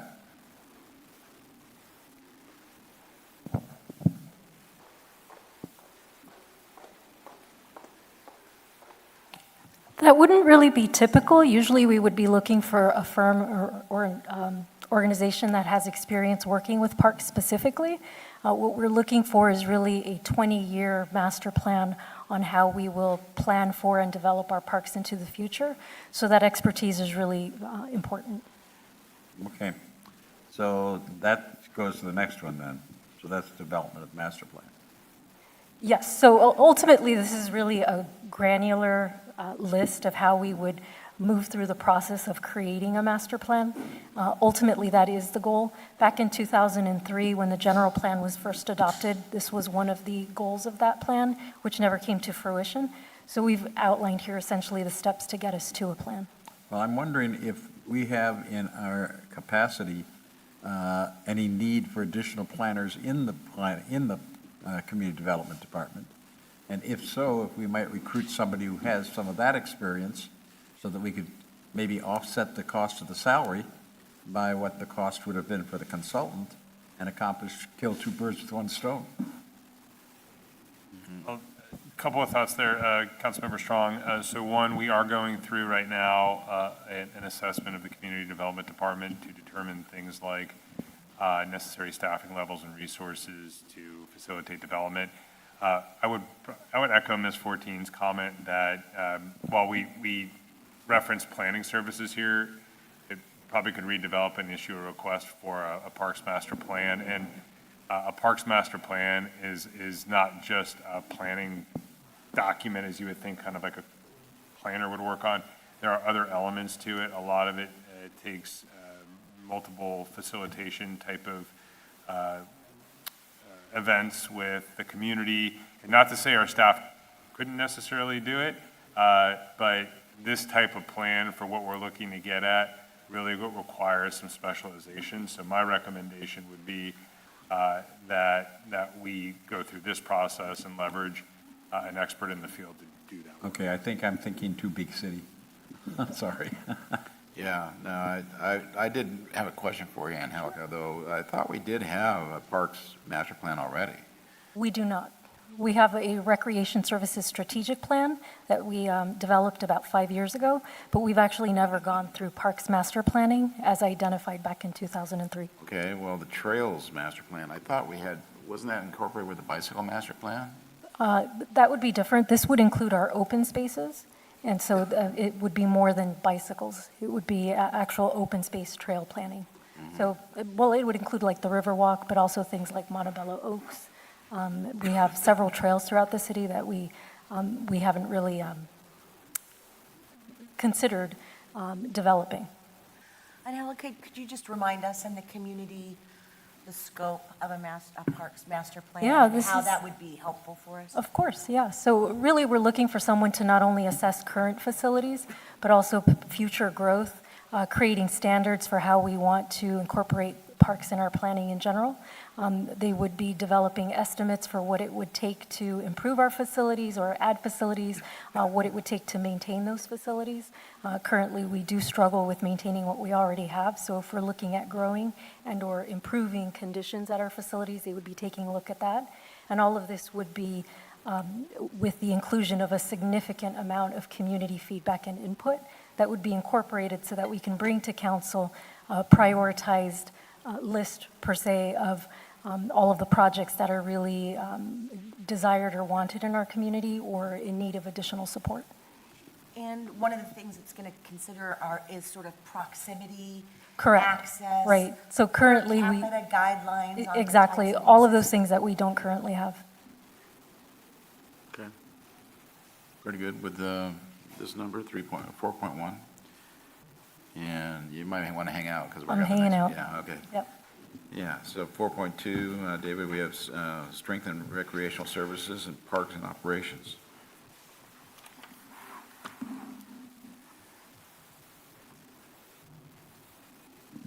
Yes, thank you, Mayor. So to meet that objective, the staff had identified several strategies. One is to develop and implement a service plan for dog park operations. Secondly, establish an arts and cultural board to develop policies and a work plan for a visual art in public places program. Next, recruit, hire, and onboard a part-time event coordinator and establish a city special event coordination committee. Then implement virtual event application software and supporting workflows. And finally, evaluate senior center services to determine appropriate staffing and service delivery model. So I have a question about the dog park. Is that being operated by a nonprofit now? It currently is. Their contract actually expires next year, and they've already started approaching us about the potential for a different model in the future. It is all volunteer-run, and while I think well-intentioned, the folks who established that park are no longer participating on the board. So the current board is really concerned about sustainability and has already expressed that they don't wish to continue operating the dog park at the level that they currently are. So we're looking for, I'm currently looking at alternative models that would potentially have the city taking some of the major maintenance over at the park and using the nonprofit as more of like a Friends of the Park group, so that we can sustain services there. Like an ambassador or whatever. Correct, yeah. So keep them involved, but Keep them involved, making sure that we have their daily engagement, but they really just have expressed not having the capacity to continue maintaining that park the way that they have. One thing that I forgot to ask when we were doing the Larry Moore thing the other day, we didn't talk about a dog park down there, did we? I mean, was there? There's still an opportunity to incorporate that, and I think with this particular goal, it's something that we can consider. What does it take for the city to actually maintain the dog parks?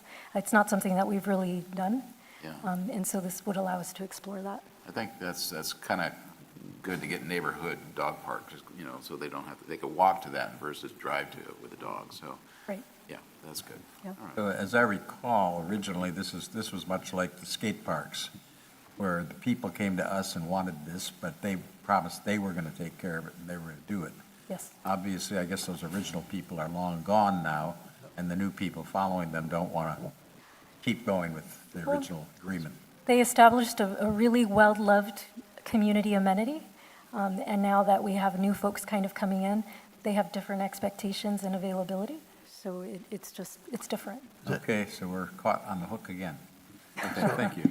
Well, ultimately, that will be your decision. We'll come with options. so it's been there for at least 10 years now, hasn't it? Yeah. I think that was Paula. I have a question about the recruit and hire on board. Yeah. I think that's already in the process as So- far as the budget. That's actually in recruitment, so that is in the budget, but it is a very new job description, and it's not something that we have housed in recreation services before. Right. So the process of really developing what that position's duties will look like and how they'll work together with the city to improve how we work with our event hosts will be the goal. So are you going to do it within or let Linda do a regular job and find somebody to help? It's a part-time position, so we're taking an existing position and changing the duties. You actually approved Oh, that a few good. meetings ago. Good. So it is not increasing our capacity, it's just changing our direction a little bit. I think it's a really good idea. This event application or the software, would that help?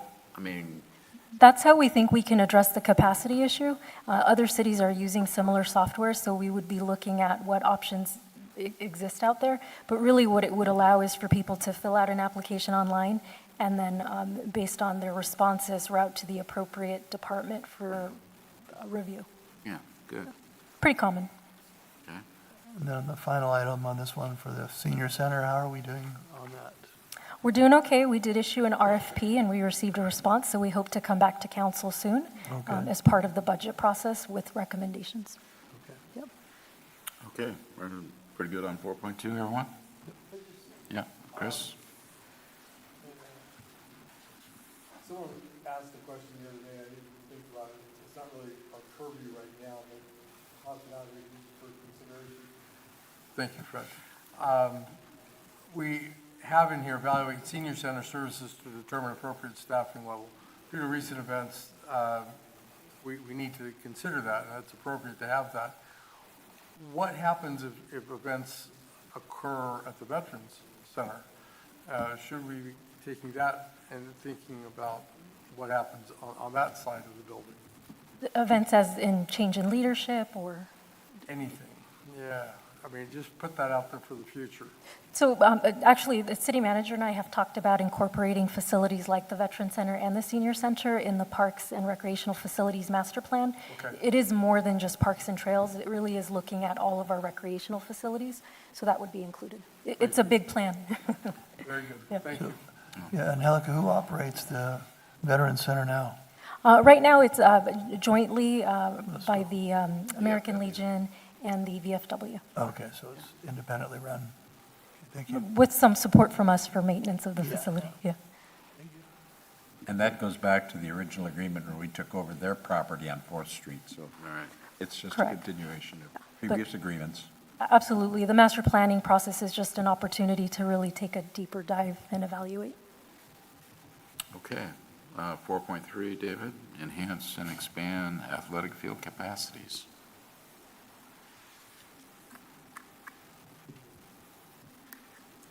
Thank you, Mr. Mayor. So in order to meet that objective, staff identified the following strategies. Establish parks and recreation equipment replacement program. Next, recruit, hire, and onboard a lead landscape maintenance technician, followed by establishing a monthly athletic field maintenance program at Robbins Field. I do want to note that in talking with Angelica, we believe that we should remove monthly, so that this would just be establish an athletic field maintenance program at Robbins Field. And then once that is established, then it can be determined how periodically that we're doing that, correct? Correct. And that's actually because line 18 here, recruit, hire, and onboard or lead landscape maintenance, that actually should have been deleted. So taking into consideration the current budget, we really have not budgeted for that position. And so if we're really looking at the current resources that we have, what we think we can really do is establish an athletic field maintenance program that is really focused on preseason maintenance to the fields. And so, for example, this last year, using the crew that we have, we were able to do some field renovations at Sherwood and also at some of our ball fields outside of Barney Shorts. And it did help, and it did improve the field conditions. We still rely heavily on our user groups to help with essentially weekly and daily renovations. But that was an error. I like your explanation, and it reminds you that you are far more than a librarian. You really do fit the position very I'm a super librarian.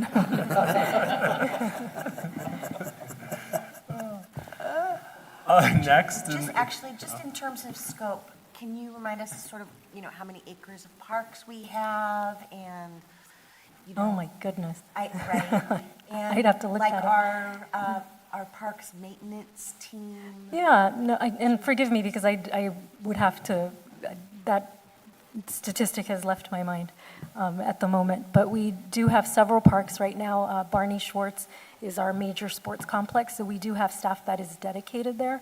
But the remaining parks receive about 2 hours of maintenance per week, which really doesn't leave a whole lot of opportunity. And it's 2 hours per week, 2 people, so 4 hours. But it really does not provide the opportunity for us to address conditions at those parks in the same way that we do at Barney Schwartz. Barney Schwartz is definitely our most well-used park, but our other athletic fields and facilities really just don't receive the same attention. And so when you say 4 hours, that's Pruning, mowing, Irrigation. irrigation. A leaky valve. Well, yes, and we do have 2 crew members that are, we assign them to trails, but trails don't require the same amount of maintenance. So they are the ones that will go around and fix the irrigation issues or work on projects as needed. We have been able to incorporate some beautification efforts the last couple of years. I hope you have noticed.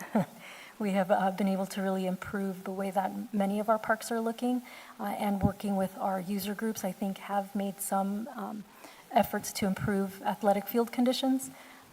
The first goal here, establishing a parks and recreation equipment replacement program, is one of those goals that we're really hoping will help support our user groups, knowing that we rely so heavily on them for that ongoing maintenance. And if I could just do a little shout out to the Rec Foundation, which is in the room. One of the reasons that this goal is added here is that they have agreed to fund $25,000 of equipment at Barney Schwartz Park to help establish this goal. So you'll see in the budget, what we're asking for is ongoing funding so that we can continue to replace that equipment on a schedule. We currently don't have the funding for that. And it is something that the user groups have been requesting. Of course. And Helica, where, other than the identified funding sources to close the funding gap for Beechwood and I guess Larry Moore Park redevelopment plan, where do we expand our athletic field capacity? So I think that's what the master planning process will help us do.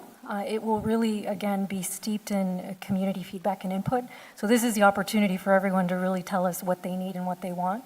So hopefully what you'll get is a comprehensive list that is more beyond athletic fields, but that will really allow us to identify potential locations or sites based on what we're hearing. So that would be new sites I'm assuming like raw land. if I somebody think that's wanted- something that we can ask to be included in that process. Okay, because there are people that may want to donate land. Yeah. Unfortunately, at this point, it's probably outside city limits. Yeah. But, so hold off on until we get to that point. I think the master planning, honestly, is really the one of the most important things that we need to do to really consider and think about how we're going to move forward with parks in the future. Fair enough. Thank you. Okay, everybody good with 4.3 pretty much? Good?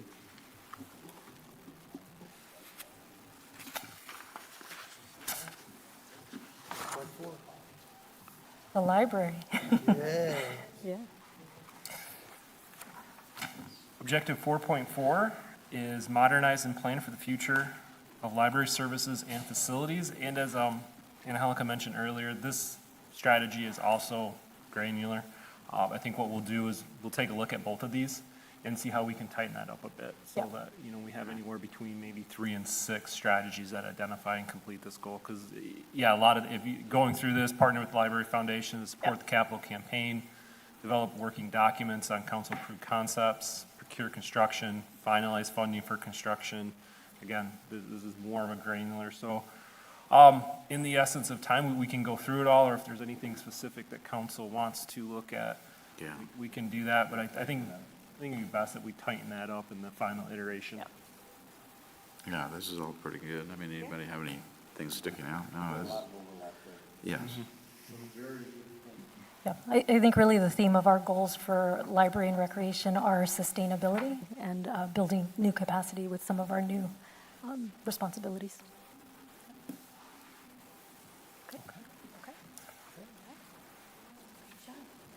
Next up is goal number 5, which is community and economic development. To meet this goal, council has identified cultivating a vibrant local community and quality jobs that align with Paso Robles' small town values and regional opportunities. To do this, we're going to look at economic development, economic diversity, local procurement, attract industries or trades, advance job creation, diversification of jobs, airport and spaceport jobs, university partnerships, healthcare access, and finally, business development. So in order to meet the goals for community and economic development, the first objective here is business retention, attraction, and expansion program implementation. There's several different strategies that have been identified under this, including conduct a business climate survey and targeted outreach program, including engagement with property owners on redevelopment opportunities, followed by an integration of commercial center targets into the annual BRE program activities, and develop and implement a commercial center revitalization strategy. Next, establish a big box working group to host quarterly roundtables with commercial center owners, identify redevelopment barriers and opportunities, and facilitate tenant recruitment and business attraction in priority commercial areas. The next strategy is to convene an internal city coordination group for high-priority permitting and development projects. And lastly, conduct retail and industry leakage analysis to inform business attraction strategy. And lastly, support a child care provider development program to help with business retention, recruitment, and expansion. David, while we're thinking about this, let's Yes. take a 10-minute break. We can Absolutely. Call for that and get right back, about 5 after or so. Recess. Okay then. Oh, my gosh. You guys are killing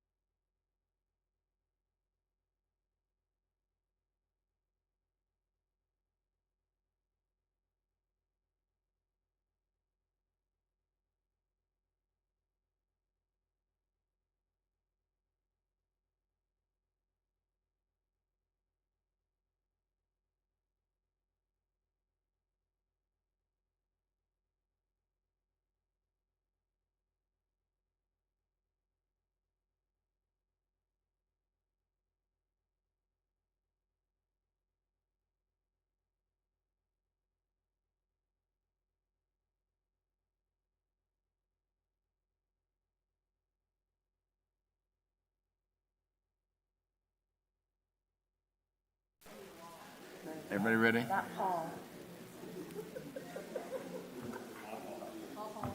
That Paul. Where's Mark? Did he leave? Was he here?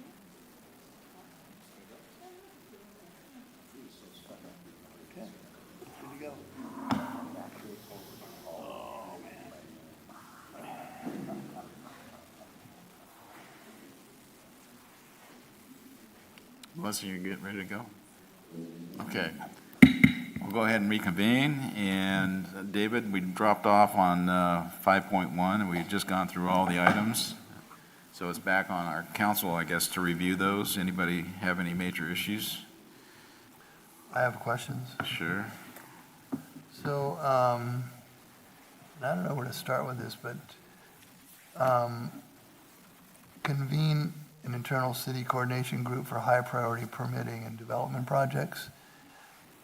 Does that line up with us visiting those situations in, I mean, is that in the strategic plan or is that by department? Does development, I mean, community development would be doing that as well, or what's happening? Yes, that's definitely an interdepartmental type of item that is born out of, I believe, our economic development strategic plan. And so this would be really looking at projects that are coming through the door and being kind of a red carpet concierge type of service. Okay, And helping make sure that they're getting to the right departments at the right time to move their project through. If you're talking more about a broader review of our development. I saw the public works part, but I didn't see the community development part. Yeah, well, on the community development side of things, in terms of reviewing our development process, that's part of the organizational assessment I mentioned earlier that we'll be kicking off here soon, and we'll be Okay. engaging with the development community on getting feedback there. But this is slightly different. This is more in our economic development. It's like a spaceport customer that needs to get in fast. I think it's really open to anybody that's walking through the door that needs again, whether it's you call it a concierge service or an ombudsman, or it's connecting the project and the project developer to the right folks to get their questions answered really prior to starting, I think, the more meaty part of the development process. Yep, I like it. Thank you. I mean, it's kind of titled Business Retention and Attraction.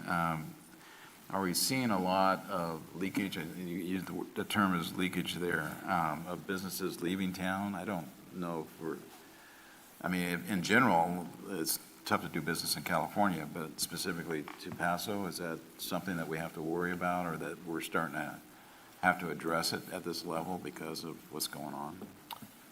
I believe in this case, what we're wanting to do is undertake that analysis to better understand what some of that data looks like.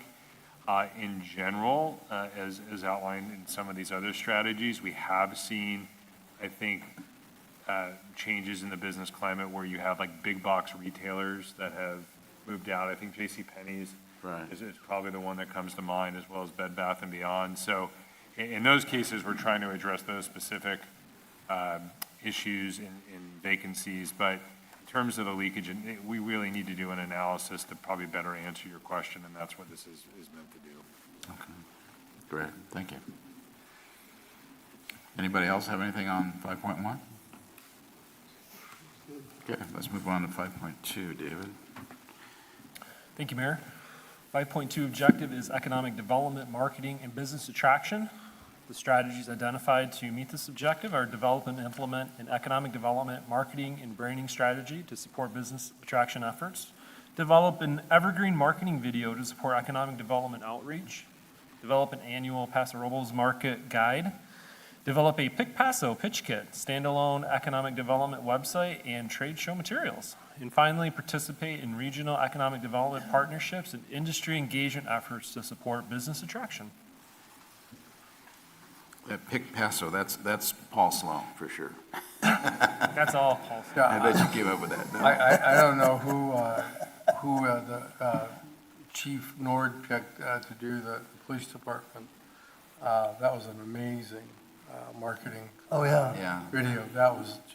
I coordinate with that outfit, and Paul has actually coordinated them previously in our Celebrate Local video as well, so yes, they do an excellent job. Acacia is who you're thinking. thanks. Yeah, as long as you keep Paul out of the photographs. Oh, sorry, Paul. Good job, Paul. So I had a question for you.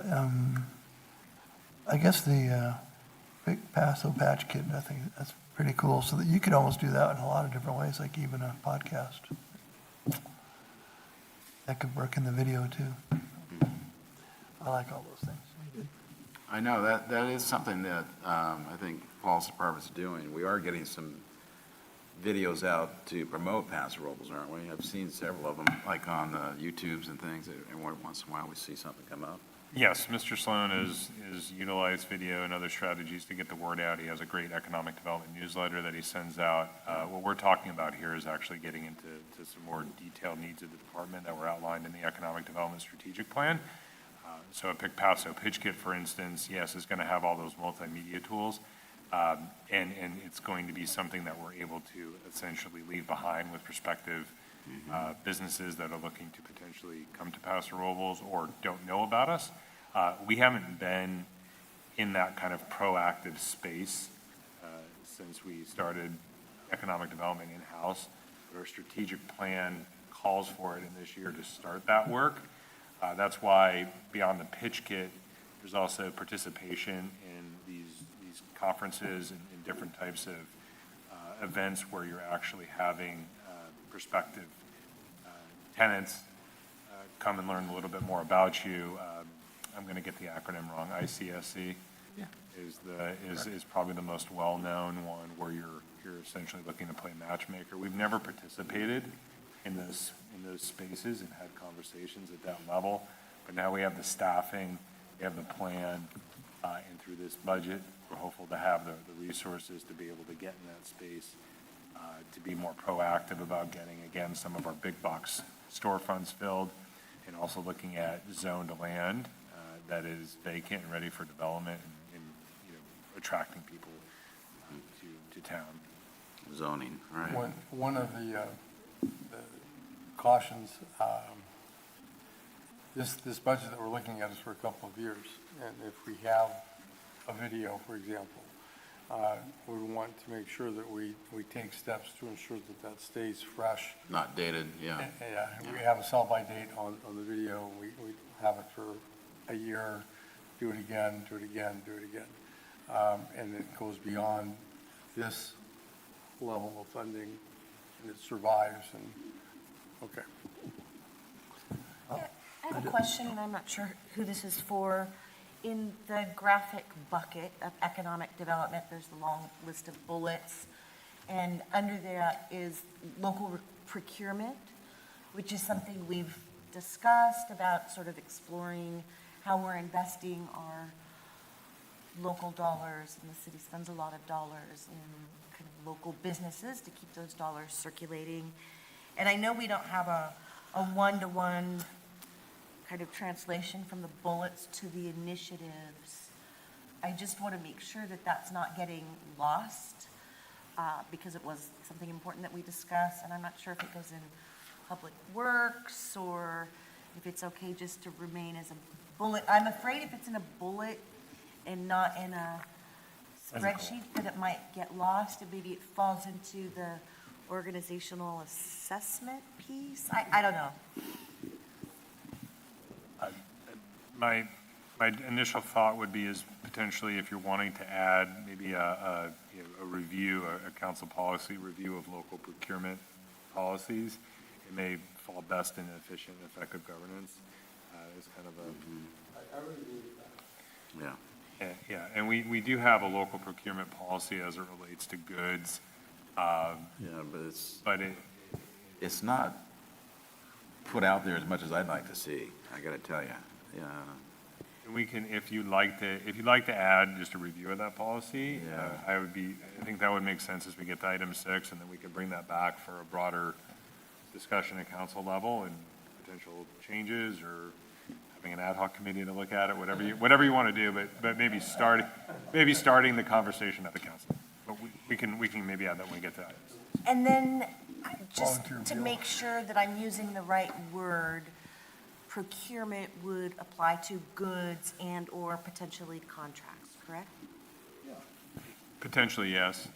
Again, not to probably get into the detailed discussion tonight, but there's some nuance there in terms of balancing out preference for local vendors versus getting work done in a timely and correct manner. And there's, depending on the type and size and scope of the project, there's different needs that the city I has. just recall back in 2010, remember we were in that recession and nothing was getting built. We gave those development impact fees way down to a developer that came from the valley. He ended up using all of his trades from there over here. None of our local help really got, so that's why I'm impressive, to kind of keep that policy in front of development agreements that we're going to be talking about. I think it's important. So, Right, in community development. yeah. So I want to make one more comment, if I may. Yeah. So I just want to say, this is an observation. 10 years ago, Mr. Sloan was drinking a pina colada, dressed in a Polynesian shirt. And now look at this, there's 6 pages of all this economic development stuff. Where were you? Thank you. Yeah, doing a great job. Okay, we're Now good he's on, drinking wine. Yeah, that's, we're good on 5.2, everyone? yeah. All right, move on to 5.3, David, aerospace innovation and technology sector development. Yes, thank you, Mayor. In order to meet that objective, staff has identified 5 different strategies, one being support development of the Airport Technology Corridor and Spaceport Initiative. 2, support marketing and promotion of the airport innovation ecosystem to targeted industries. Thirdly, promote the Aerospace Innovation Center and Technology Test Site. 4th, partner with regional innovation and technology organizations to support sector growth. And finally, facilitate industry engagement events and partnership opportunities. Is it necessary to have Cal Poly in that last line? We can call Cal Poly out, yeah. Yeah, Partner with regional. yes, it'd be the 4th one. I mean, the partner with regional innovation technology organizations, Cal Poly, Reach, GoBiz, a number of them. You can leave reach out. Yeah, whenever they wake up, yeah. Leave it open? I mean, I wouldn't, who knows who's gonna pop up? Or among others or something like that, such as, something like that. Don't limit it. Such as.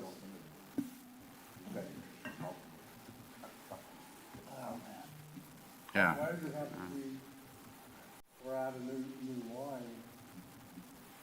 Because you have global partners as well. Right.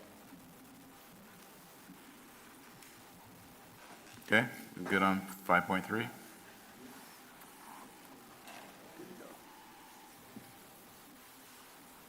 Five point four, David. Can we go back? Where'd my 5.4 go? Sure. So I'm 5 wondering, if we say regional, are we disrespecting our global partners? That's a good point. Regional and global partners. Because you're talking New Zealand, right? Regional state, you can name all of them. I mean, what would Why Don, Don say? at all? All partners. Just partners. Just partners.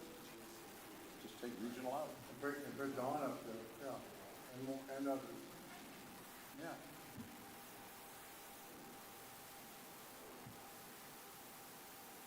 Now we, Alliance, yeah. That sounds better.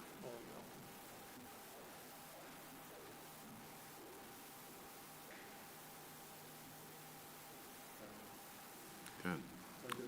All right, thanks, Chris.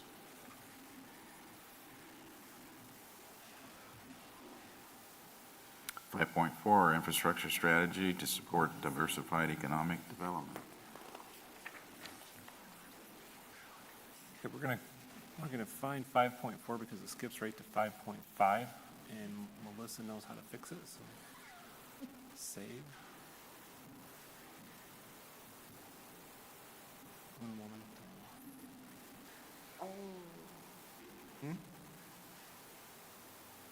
Yeah, the spreadsheet wasn't there. She's got it on her end, so Melissa's gonna. Did we put it- time out? Yeah, timeout.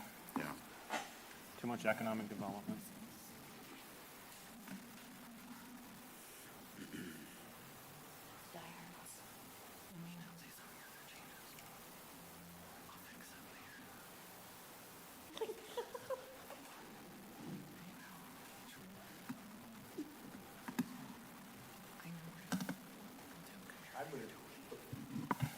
I'd put one more word in that last one. Improvement programs with other economic development priorities and future growth areas. Because we've already identified some economic development priorities and future growth areas. So let's not have a conflict in there, just say, align it with other, or with our other development priorities and future growth areas. We are back up and running. So objective 5.4, infrastructure strategy to support diversified economic development. Two strategies that we identified in here are identify and prioritize infrastructure improvements that support key economic development opportunity areas. And secondly, align infrastructure planning and capital improvement programs with economic development priorities and future growth areas. That's the one I was talking about. All right. That's one, okay. You wanted to make a change on that one? And our other future growth areas. And other future. And other right there, yeah. Or no, with our other economic development priorities, with our other economic development priorities. We've already got some.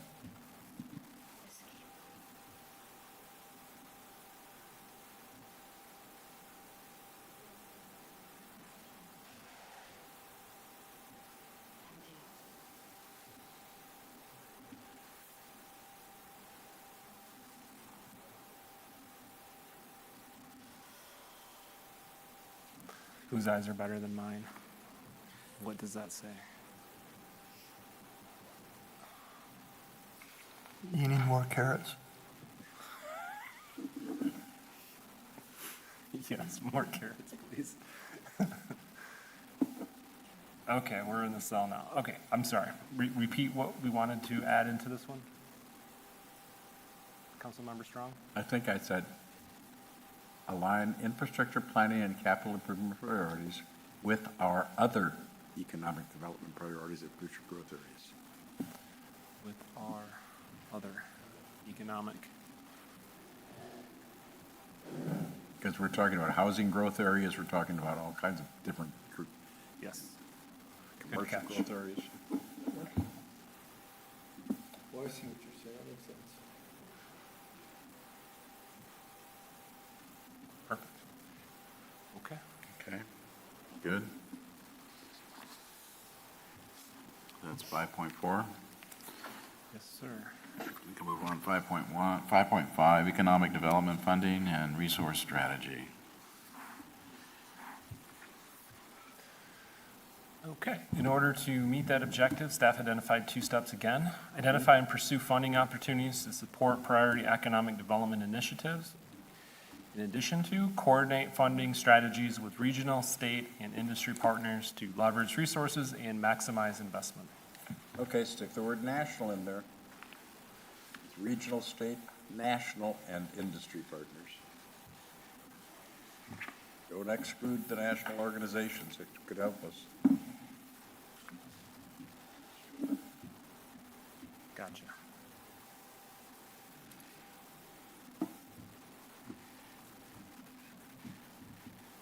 Okay. Okay, any other changes on that? Everybody's good? All right.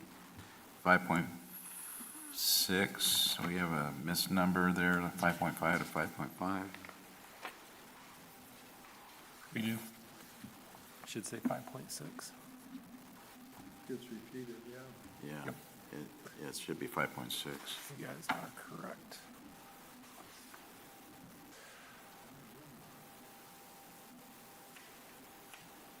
Okay, 5.6. It's supposed to be 5.6 there, David, not 5. Get in there. Yeah, change that, 6. Got it. Got it? Okay. That's downtown beautification and public realm enhancement. The strategies identified to meet this objective are establish a downtown alley beautification ad hoc committee to identify and prioritize key alley beautification opportunities and guide planning and implementation efforts in the downtown area. Secondly, develop an implementation plan for prioritized alley improvements, including design, funding, and phasing. And last strategy is to coordinate with downtown businesses and property owners to support beautification and activation efforts.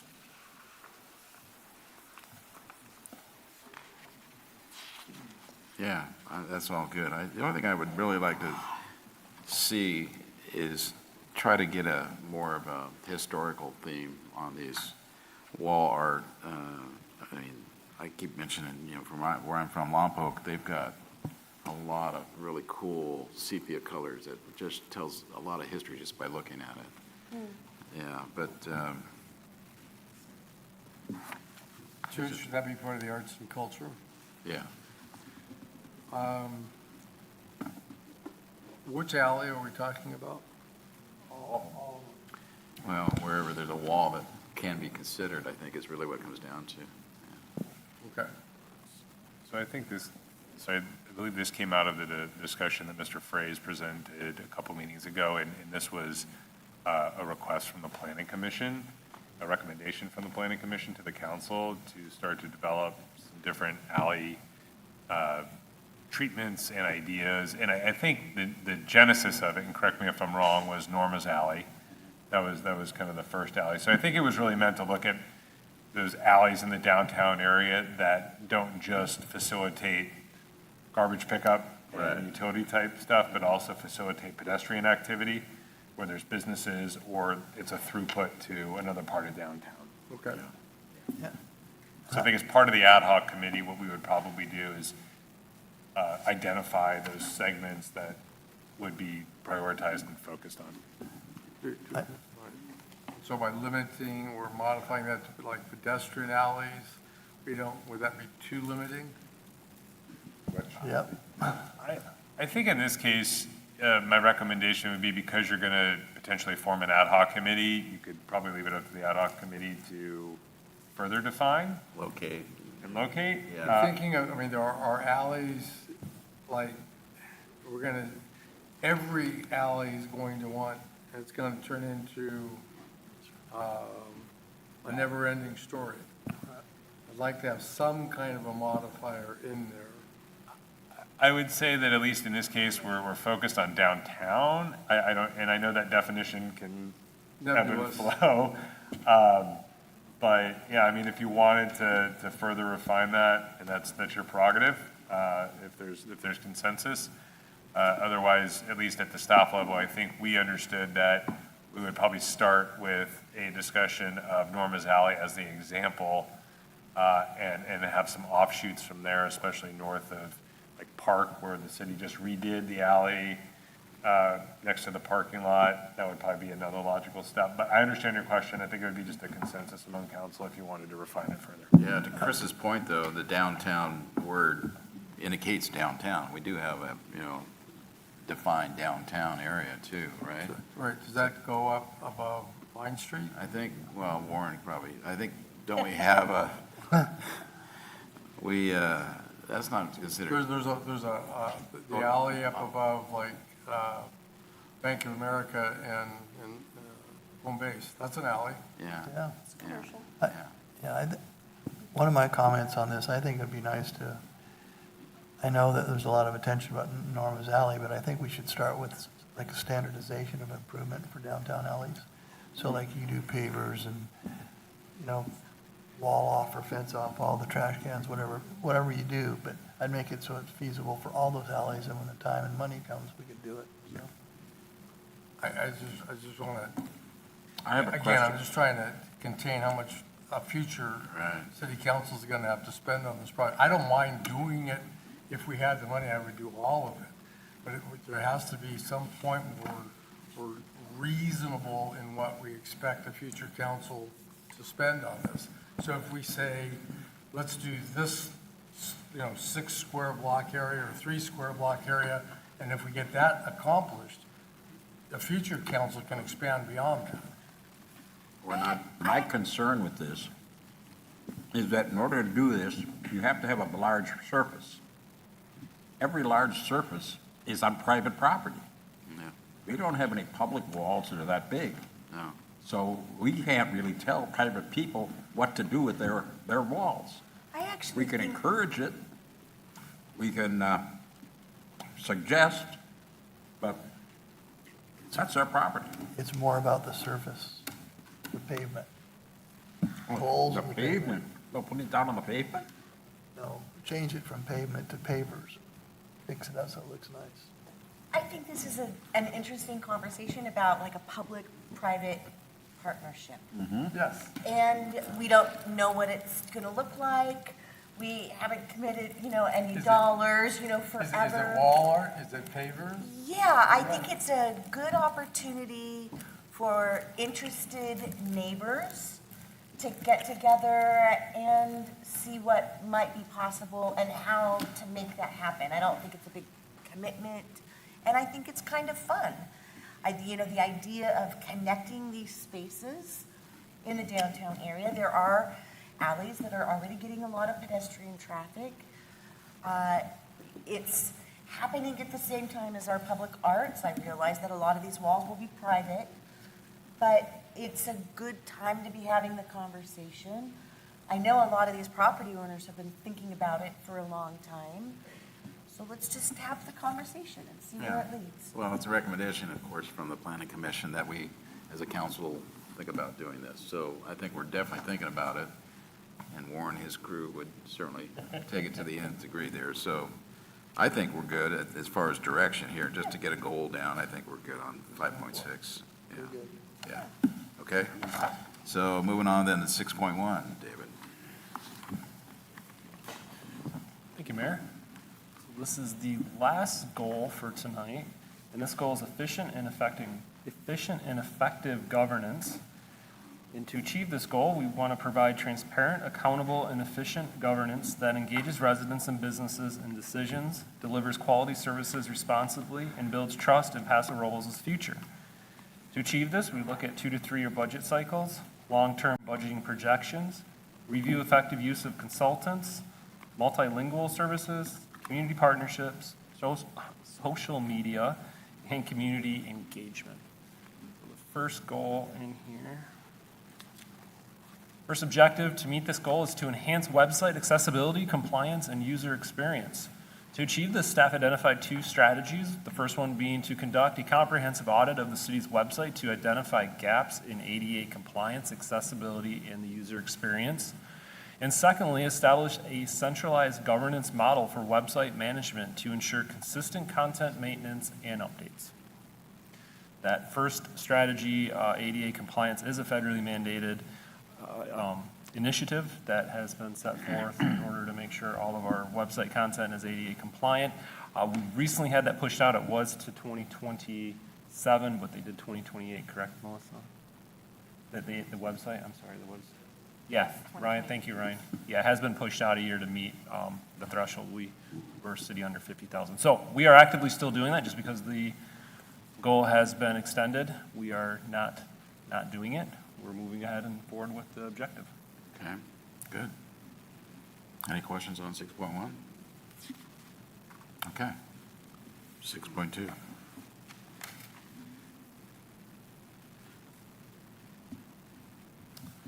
Objective 6.2 is to conduct departmental organizational assessments to improve effectiveness and efficiency. As you recall, City Manager Huat mentioned this earlier. So currently, both are actively active. The one is conduct a community development organizational assessment and develop an implementation plan to carry out resulting recommendations. And the second is conduct a public works organizational assessment and develop an implementation plan to carry out resulting recommendations. The public works one we have the consultant on board. They have already begun work. They're about halfway through their process right now. Chris and I have both been in conversations with them. We've had really good updates onto their progress. As you know, Public Works is big, so they're in the process of outreaching to some of the external customers right now to gather more information and data and actively working with the department and their team. The update on the community development organizational assessment is that a contractor has been selected, and the community development department is currently working on finalizing that engagement effort and beginning that process once that's finalized. So we are moving forward on those two fronts. Okay. Anybody have Do any? we want to develop that plan, or do you want to encourage an implementation plan? Isn't that something the department has to do?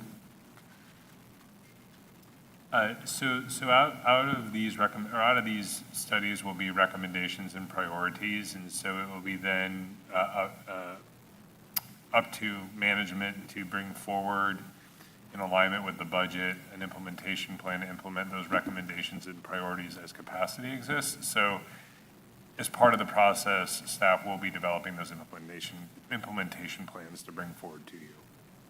And we'll be doing that in consultation with the folks that are working on these reviews now. All right, good. All right. Any more on 6.2? Anyone? Okay, David, 6.3. Advanced Artificial Intelligence, IA, yeah, and cyberspace readiness. Thank you, Mayor. In order to meet that objective, staff has identified the following strategies. First, develop an artificial intelligence governance policy through a steering committee and submit for executive and council alignment. Next, research and evaluate enterprise-grade AI tools for government use and recommend solutions aligned with policy direction.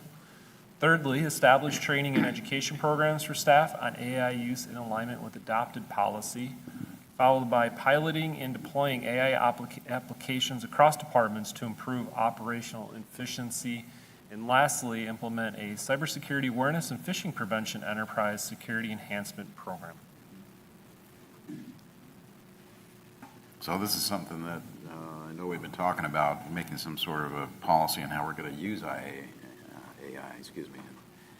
That's, I think, critical for any government at this point to use it as a tool, but not necessarily to rely on it completely. So that's obviously a policy that has to be developed, right?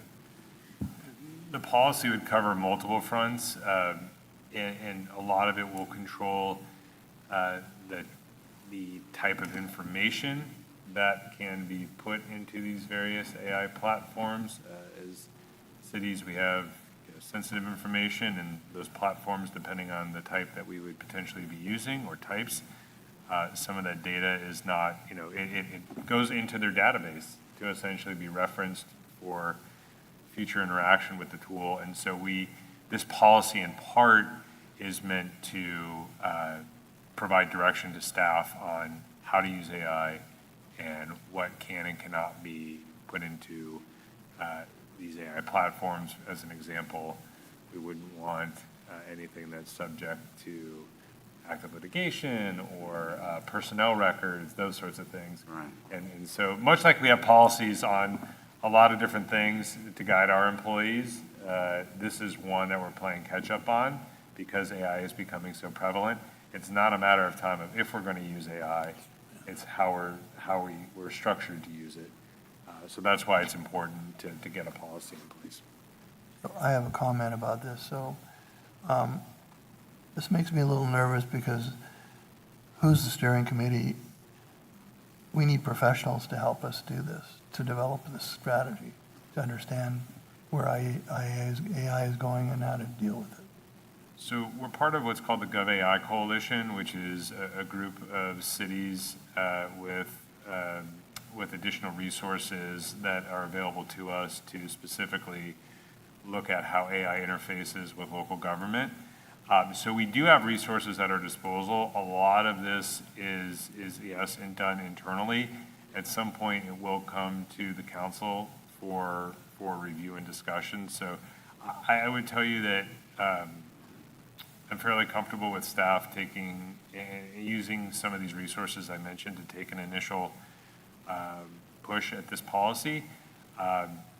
Again, this is very specific to the do's and don'ts of how we use AI. and we need to have a policy in place sooner than later. It is a little bit of the wild, wild west right now. And it's again, something that we need. So if we're starting to talk about, kind of broader AI utilization, and then sure, we could potentially leverage additional expertise, but I think for what we're talking about here, it's a basic policy framework that gives our staff some basic direction on the do's and don'ts. And these policies have been developed. We're not reinventing the wheel. I think it's a great tool. Matter of fact, I just had something on the national news the other night with a city that allows their sworn officers that have body cams to be able to download that video, and it automatically writes the report that they review. I mean, as a tool, it saves lots of time, but then again, they're still responsible for the content at the end. But I think that would be important to be able to use that time-wise, keeping our people doing what they're supposed to instead of writing reports all night. So. I think to Councilman Gregory's point, there's a concern about the security of it. Some of I'm not sure which programs you're allowing access and what the protocols are and the firewalls that are set up, the bumpers that are in place. Once that's there, a tutorial for city council would be helpful so that we can feel more comfortable once you know, and I don't know if that's something BBK has, if they're developing that, if the service or consortium that you belong or the city belongs to, if they have a service like that or both. But that shouldn't go too far out into the future. But that would, the safety is out there. We just need to know what it is. So fear of the unknown is going to drive us all crazy. Time is of the essence on this.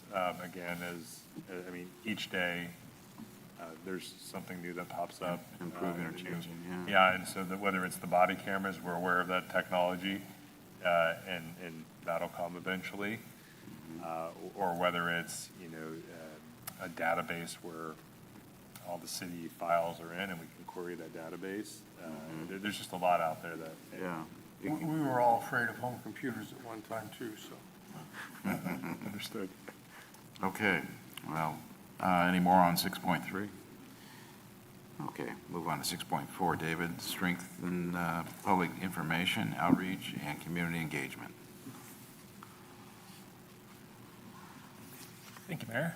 This one's a big one. The strategy identified to meet this objective is to assess the current state of the city's communications and branding to identify gaps and opportunities for enhancement, followed by develop a coordinated communications and outreach plan to enhance public information and community engagement. And lastly, establish guidelines and governance standards to ensure consistency across all public information and outreach activities. Yeah, having one consistent message, I think, is critical to a city to be coordinated on that, so. I have kind of an overarching few comments on this. I appreciate what we've done in terms of offering concurrent translation. I know that there's been a lot of work to engage different people in our community. Over half of the people in our town are under the age of 50. I see right now we have 2 community members. I think one is under the age of 50 and the other is over the age of 50. So I think we have a good sample right now in terms of our people in the audience. But typically, there's just not that many kind of working people here. Because, they're working and they're taking the kids to school and things like that. On the bullets on the front end, you talk about sort of multilingual engagement. I think it's really important to be specific about kind of our next generation working family engagement. And again, that's on the bullets on the bucket, the picture. Especially given what our vision is that we agreed to. I think we will learn from other people, and I think it's important, so. And I just want to acknowledge, I know that there's been work happening on the website. I noticed these things, and the work that's been done to have really straightforward landing pages that are clear and not too much city speak on at the first layer. I think that goes a long way in making everything accessible. Okay. Any more comment on 6.4? Okay, we're good on that, David. Then 6.5, modernize employee performance management and personnel policies. Thank you, Mayor. So to meet that objective, the strategy is to, we were doing there's been some revisions, but this is the different spreadsheet. So I'm just going to read it from the document that you have, which is conduct a request for proposals to select an insurance broker to perform a comprehensive employee benefits comparative analysis. Then conduct a comparative analysis of employee benefits to evaluate competitiveness and identify potential enhancements. And the last strategy for this objective is to present analysis findings and recommendations to City Council for consideration. Okay. I mean, modernize employee performance. I mean, what do you envision on that, Chris? I mean, as far as, you know, they have a set of standards that they need to perform to, of course, but. Correct. So in terms of, yeah, and on item number 2, you're talking about update performance evaluation forms and criteria? Is that the one? Well, in general, 6.5, yeah. Yeah, so right now, each employee will receive a periodic review, and there's a prescribed process and forms and criteria, and those are typically standardized across the organization for the most part. However, they're not really reflective of best practice. So this goal and some of these action items are probably a little in the weeds, but I thought it was important to bring them forward to know that, again, we're looking under every rock to make sure that our organization is relying on best practices to conduct, the work that we're doing. And this is one of those areas that needs review, again, along with our rules and regulations, which, Ryan, correct me if I'm wrong, I think they're 1980s for the most part. So again, things have changed in 40 some odd years. And so again, I think that this group of strategies is, again, probably a little more granular and inside baseball, but it's meant to show that there's some room for modernization and update within our day-to-day practices. Okay. Any more comments on that, Council? Okay. 6.6 is our last one, looks like. Conduct comprehensive employee benefit comparison analysis.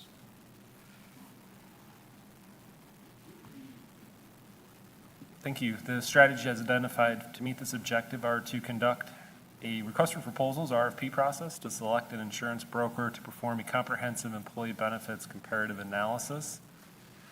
Conduct a comprehensive analysis of employee benefits to evaluate competitiveness and identify potential enhancements. And last strategy for this objective is to present analysis findings and recommendations to City Council for consideration.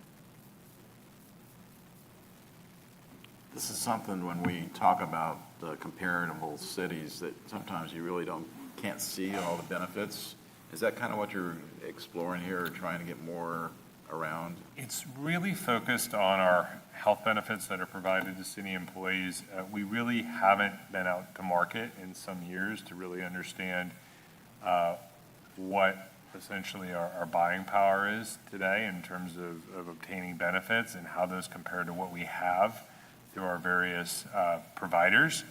And so typically what cities do will go out on a periodic basis to the market to make sure that we're not falling behind and we're able to maximize value both to the city and to the employee.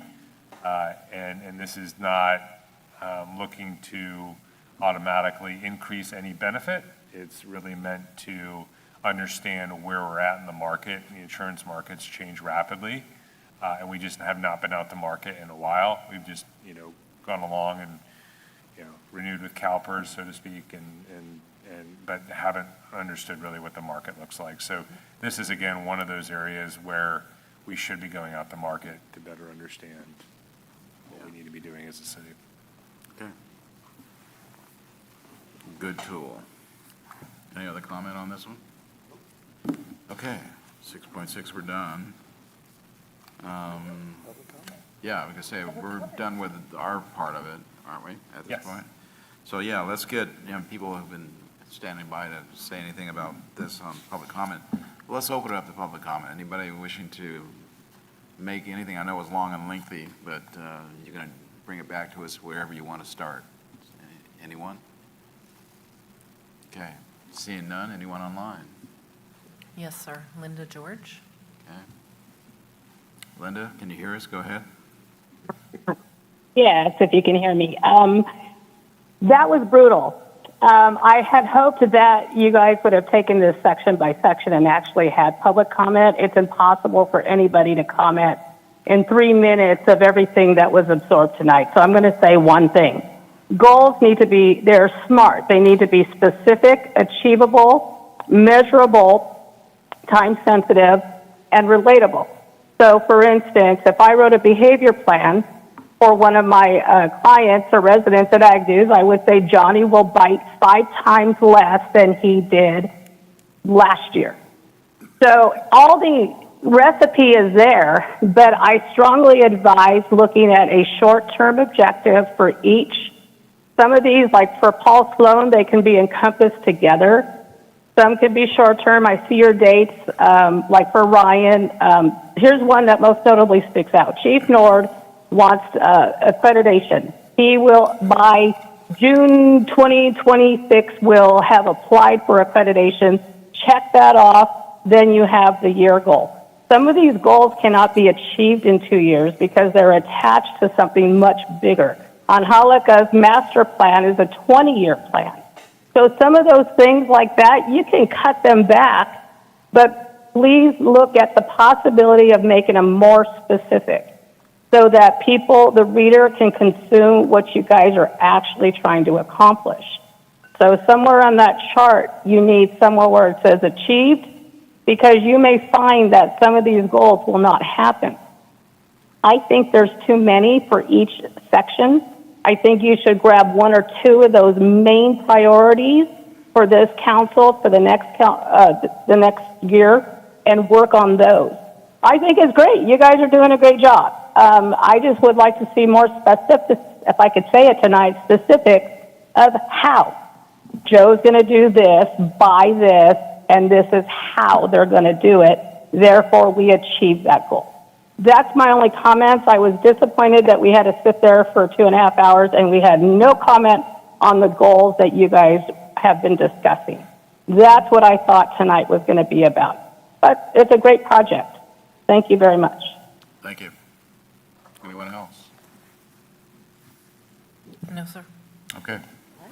Bring it back to council, and we're to... Well, I'd make a comment, Yes. and that is that in order to achieve something in 2 years, you have to have done the advance work well in advance of the 2 years, so that these goals are goals maybe for the next 20 to 40 years in total for implementation. But if you don't do the preparation early on, then you'll never get them accomplished, because many of these things are going to take much longer than 2 years from beginning to end, no matter what. Yeah.